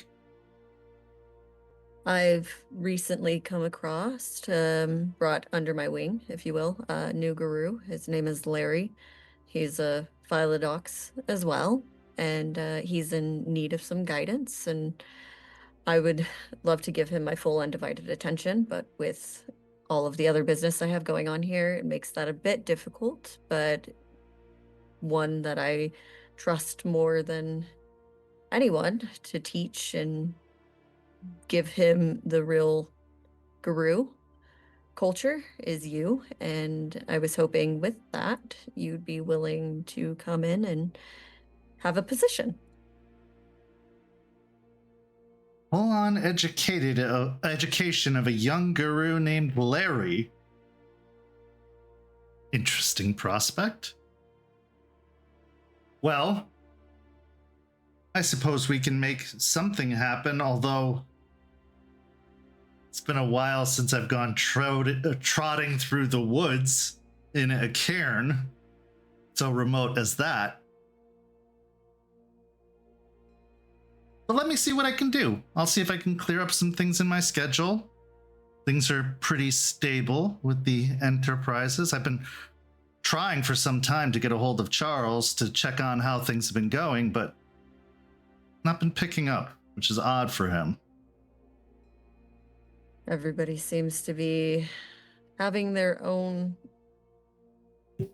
internal struggles lately. At least that's what it seems. But it's hard to really catch anyone to talk to them. Such is the way of Guru.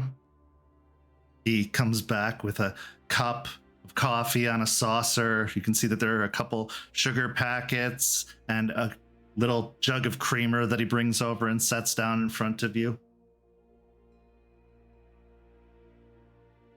All right. Babysitting aside, how are things going?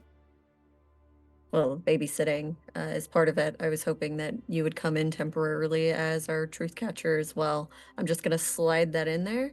And now I'm going to talk about how things are going. They're going well. Truth catcher? Why me? Why not you? Look at you. He gestures down to his nicely pressed suit. Well, after what I remember of Charles's first impression and how he was perceived, do you really think I'm fit for the job? Oh, but you're so much more charming. I think it'll be okay. That is undeniable, for certain. Like I said, I'll look at my schedule and see what I can do, but if it's for you, I'll find a way to make it work. Even if I take Larry under my wing and we go on a few trips while we educate, I'll figure out a way to make it work. Perfect. You know I always appreciate you, Matthias. I always appreciate you, Aspen.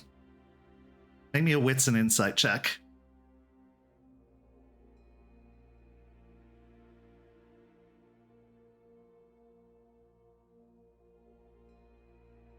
Rage 1? Yeah,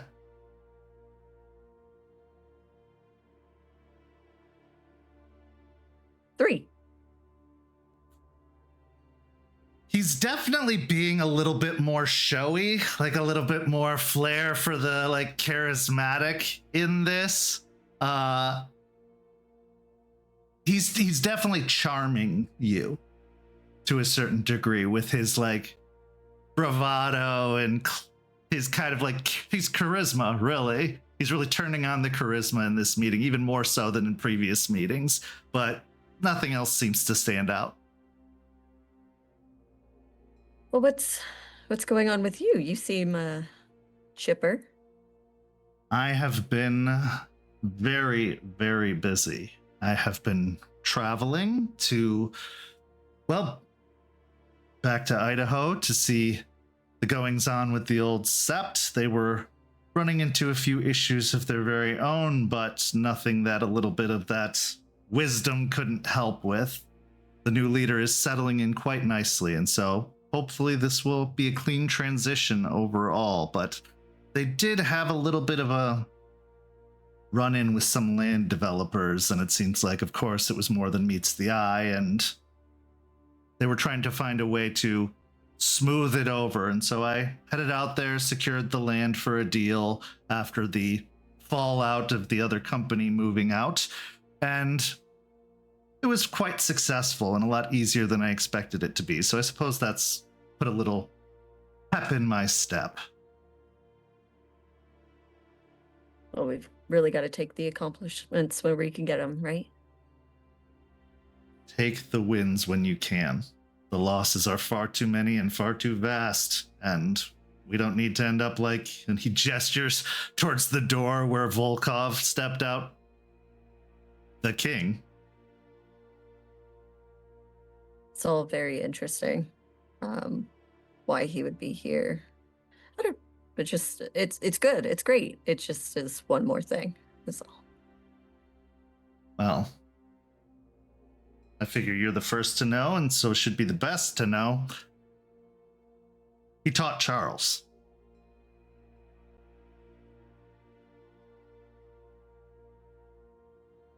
Okay.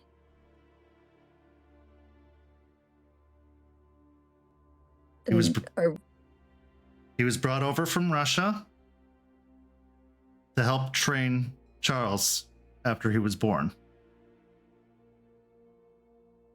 okay, and we're Now he's We're- also one of the king's closest advisors and has some sway. So this could be a political move, but could be something else. So I would keep your wits about you. understood. Yeah. Don't know how I feel about his teachings. It was a different time, Aspen, and things seemed very dire, especially for the tribe. I don't disagree with you. His methods were brutal. And that's why I tried to get Charles as far away as I could, as often as I could. However, this could also be a means to create a new path, build some new bridges. The last thing we need is to make an enemy of the old nation with the numbers that we have and the goodwill we're trying to do. And honestly, it could be none of that. It could just simply be politics as usual. I guess I'll just have to have a conversation with him and see what his intentions are. His word is his bond, if you couldn't guess from the name. And he holds strongly to such things. I didn't expect him to be so kind, but that man has never failed to surprise me. Well, you learn decorum pretty quickly and the politics of everything. Oh, I mean, As long as his intentions are that of malice, the conversation is not out of the question. I didn't pick up any malice in the time that I spent with him. I think that he is here on business, whatever that business may be. And I will say this. You've seen Charles. You know how Charles can be, and you know what he can do. This is who he learned it from. And this is the only guru Charles has never bested.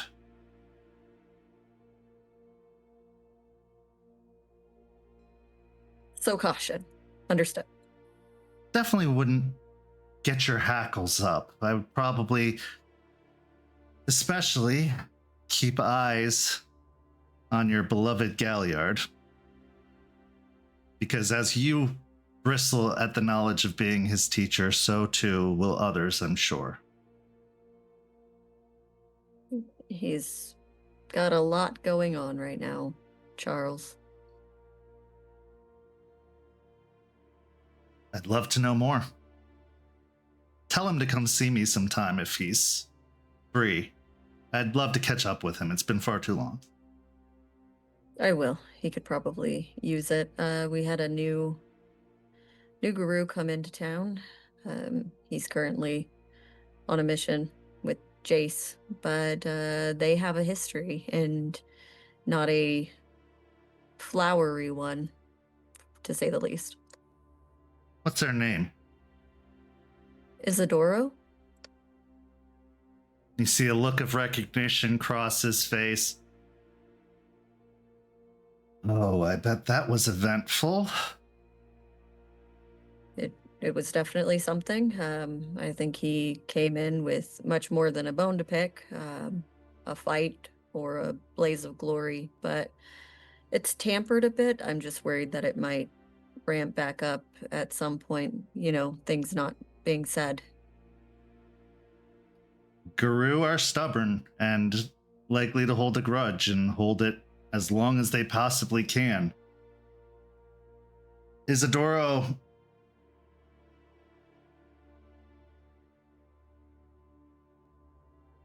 he was likely very naive about the way things are done. And Silverfangs be silverfanging.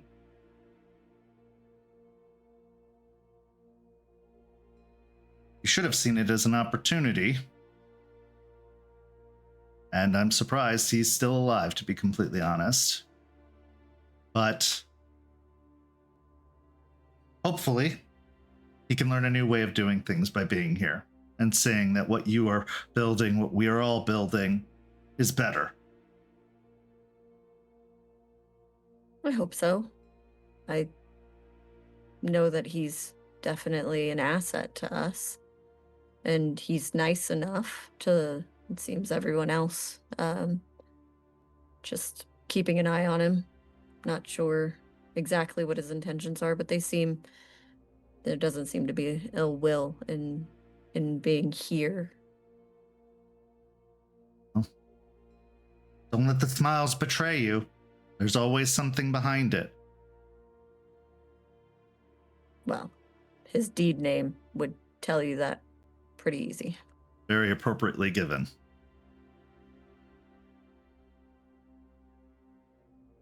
Interesting. This place is just an adventure unto itself. A whole lot, and on top of a new person, Jace hasn't really talked to me since Piney Point. Jester had a terrible thing happen to her at Piney Point, and she's I think she's okay, but I should probably check on her. And then Charles has his whole business, and the Hellhounds they've got new leadership, and one of them was harboring a Fomori for I think over a year, and now has worm spirit attached to him, and so he was taken from leadership, and now Delphine, who's just been clean for barely 3 months, is now running it with 2 new guru now in tow. He sits back in his chair, like kind of looking blindsided by all the information. You have been busy. Congratulations on Piney Point. It's good that that thorn has been removed finally, once and for all. My, making deals with worm spirits, really. Yep, that's what, I don't know. They're learning, they're getting better, but there's definitely missteps. How are you feeling about all of this? It's quite a lot for an individual to take on. I feel like I'm putting out fires, is what it feels like. And now with Fenris back, it's a whole nother fire. And I feel like I'm doing my best to lead and to try to keep things at bay, but I think I'm losing connection with my pack as a whole, maybe my whole sept.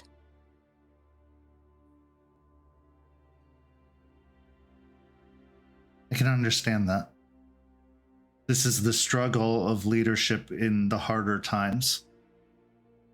But some need to learn the lessons for themselves. You can't put out that fire every single time, or else they come to rely on you to always put them out and never really learn to be self-reliant. And if it means causing distance between you and your pack, they're the ones you should be closest to. You should do whatever you can to remedy that, and the sept will hold until you can turn your attentions that way. Yeah, I think it's just, they're also going through, like I said, whatever they're going through, so getting to talk to them is strange. If you see something, say something. Can't wait for them to come to you. Because so many guru have been taught to grin and bear it, that this is part of what the life requires and that they must persist. Just another scar, right? Not that simple. Never is. And if they're distracted or lost or confused or frozen in time, they become a liability.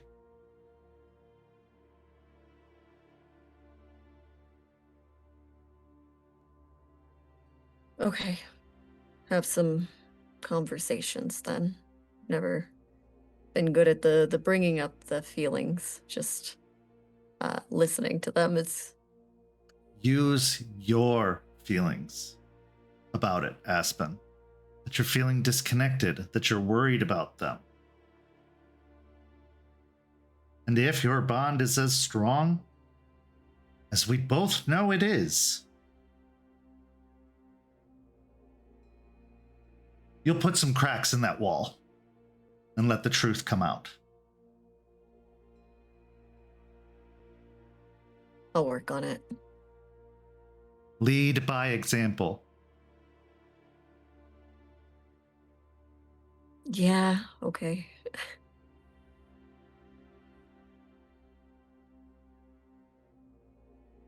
Well, all that aside, what else can I do? Sounds like you have much delegation you need to be doing.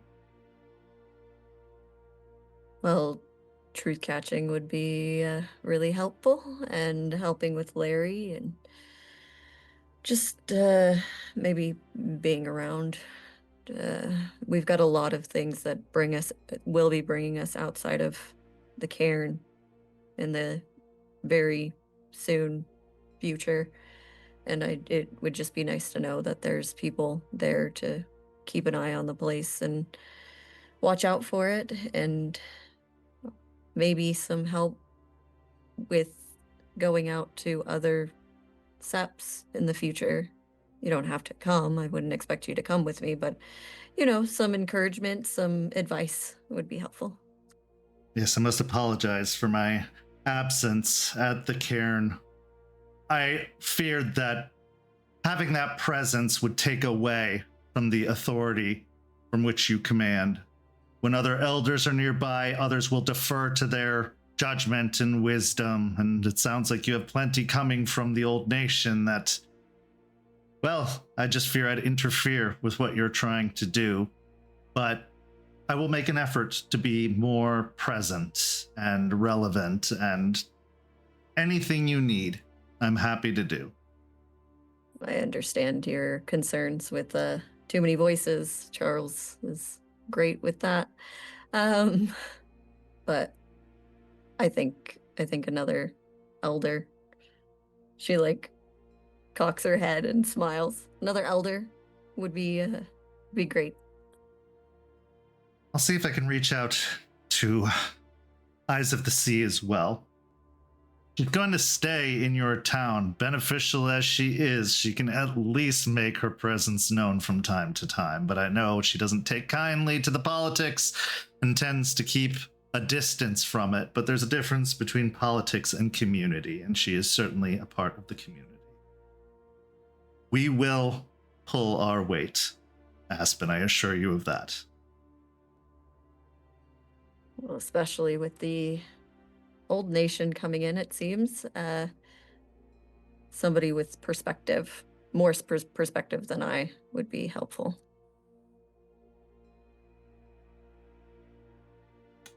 Bit of advice on that.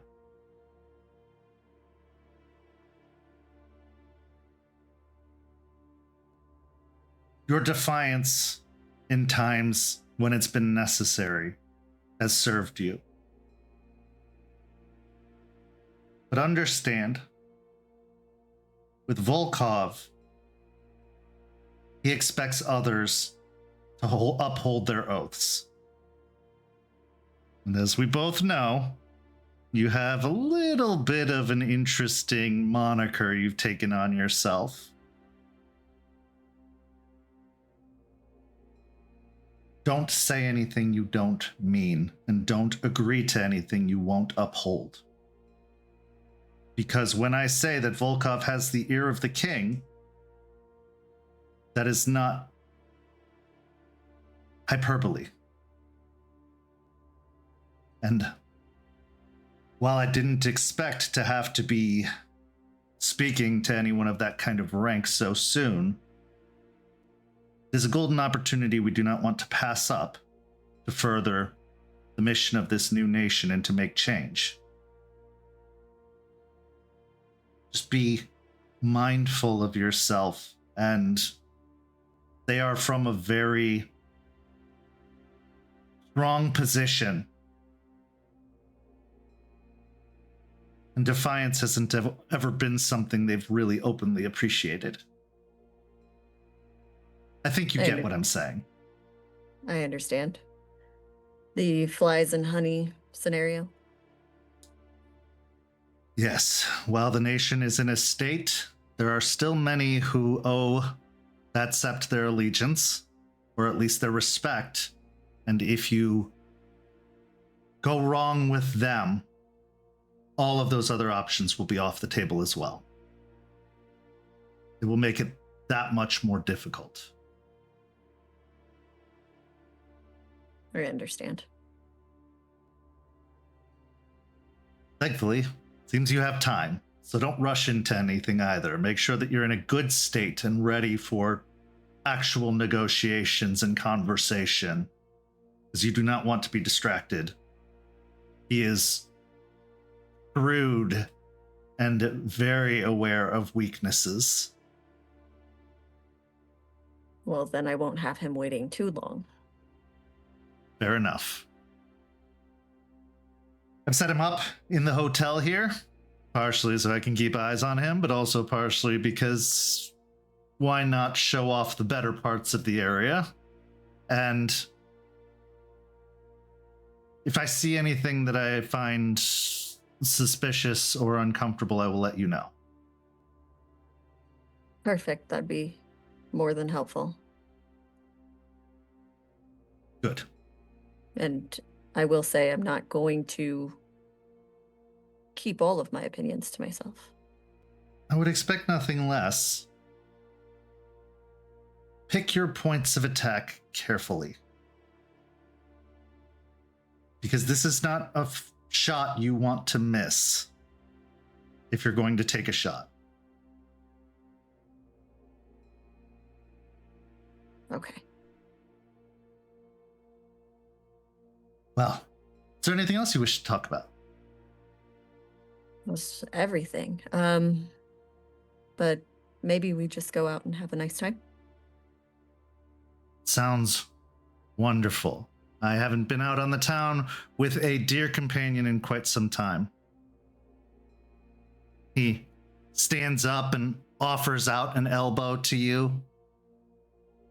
She'll link with his elbow. And the two of you head out to enjoy a night on the town of extravagance, luxury, and fun. And this is where our story comes to a close. But not without one last scene.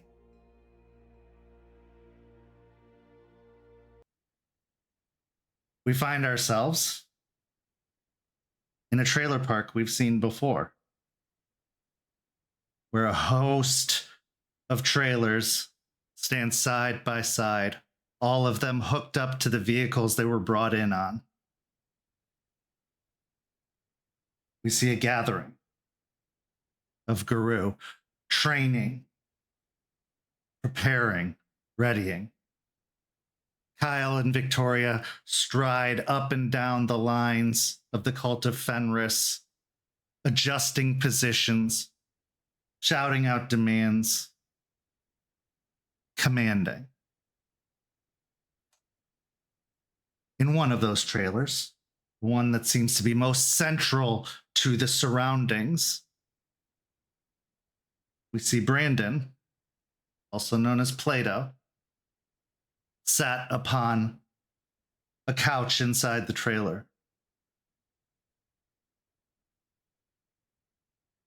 He holds his arm out where a spiritual bird sits, repeating the words of Eliza over and over and over again. I know what you want. And if it means you leave this place for good, you can have it. He stares skeptically at the bird before dismissing it without a reply.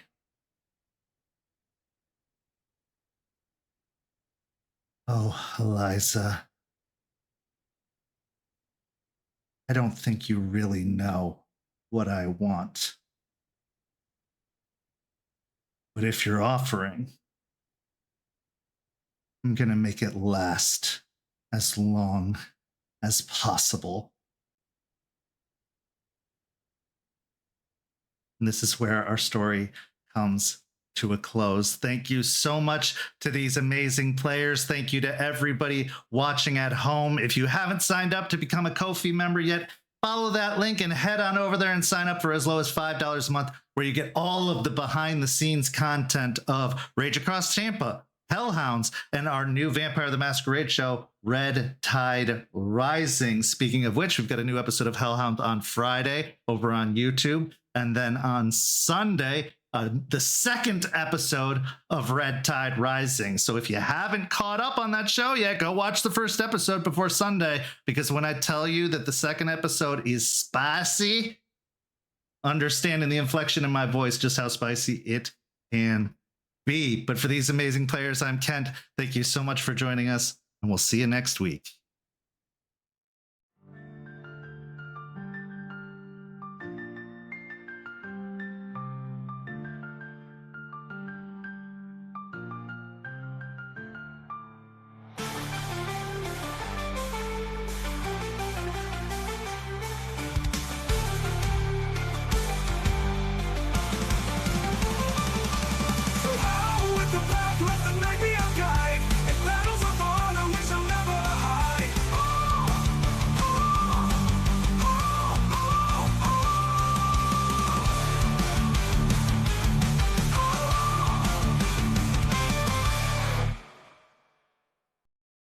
This has been a St. Petersburg by Night production, produced in agreement with the World of Darkness and Dark Pack. Visit our website at stpbynight.com for more information about all of our productions and how you can become part of our community. Thank you for listening, and until next time, fangs, stakes, and claws out.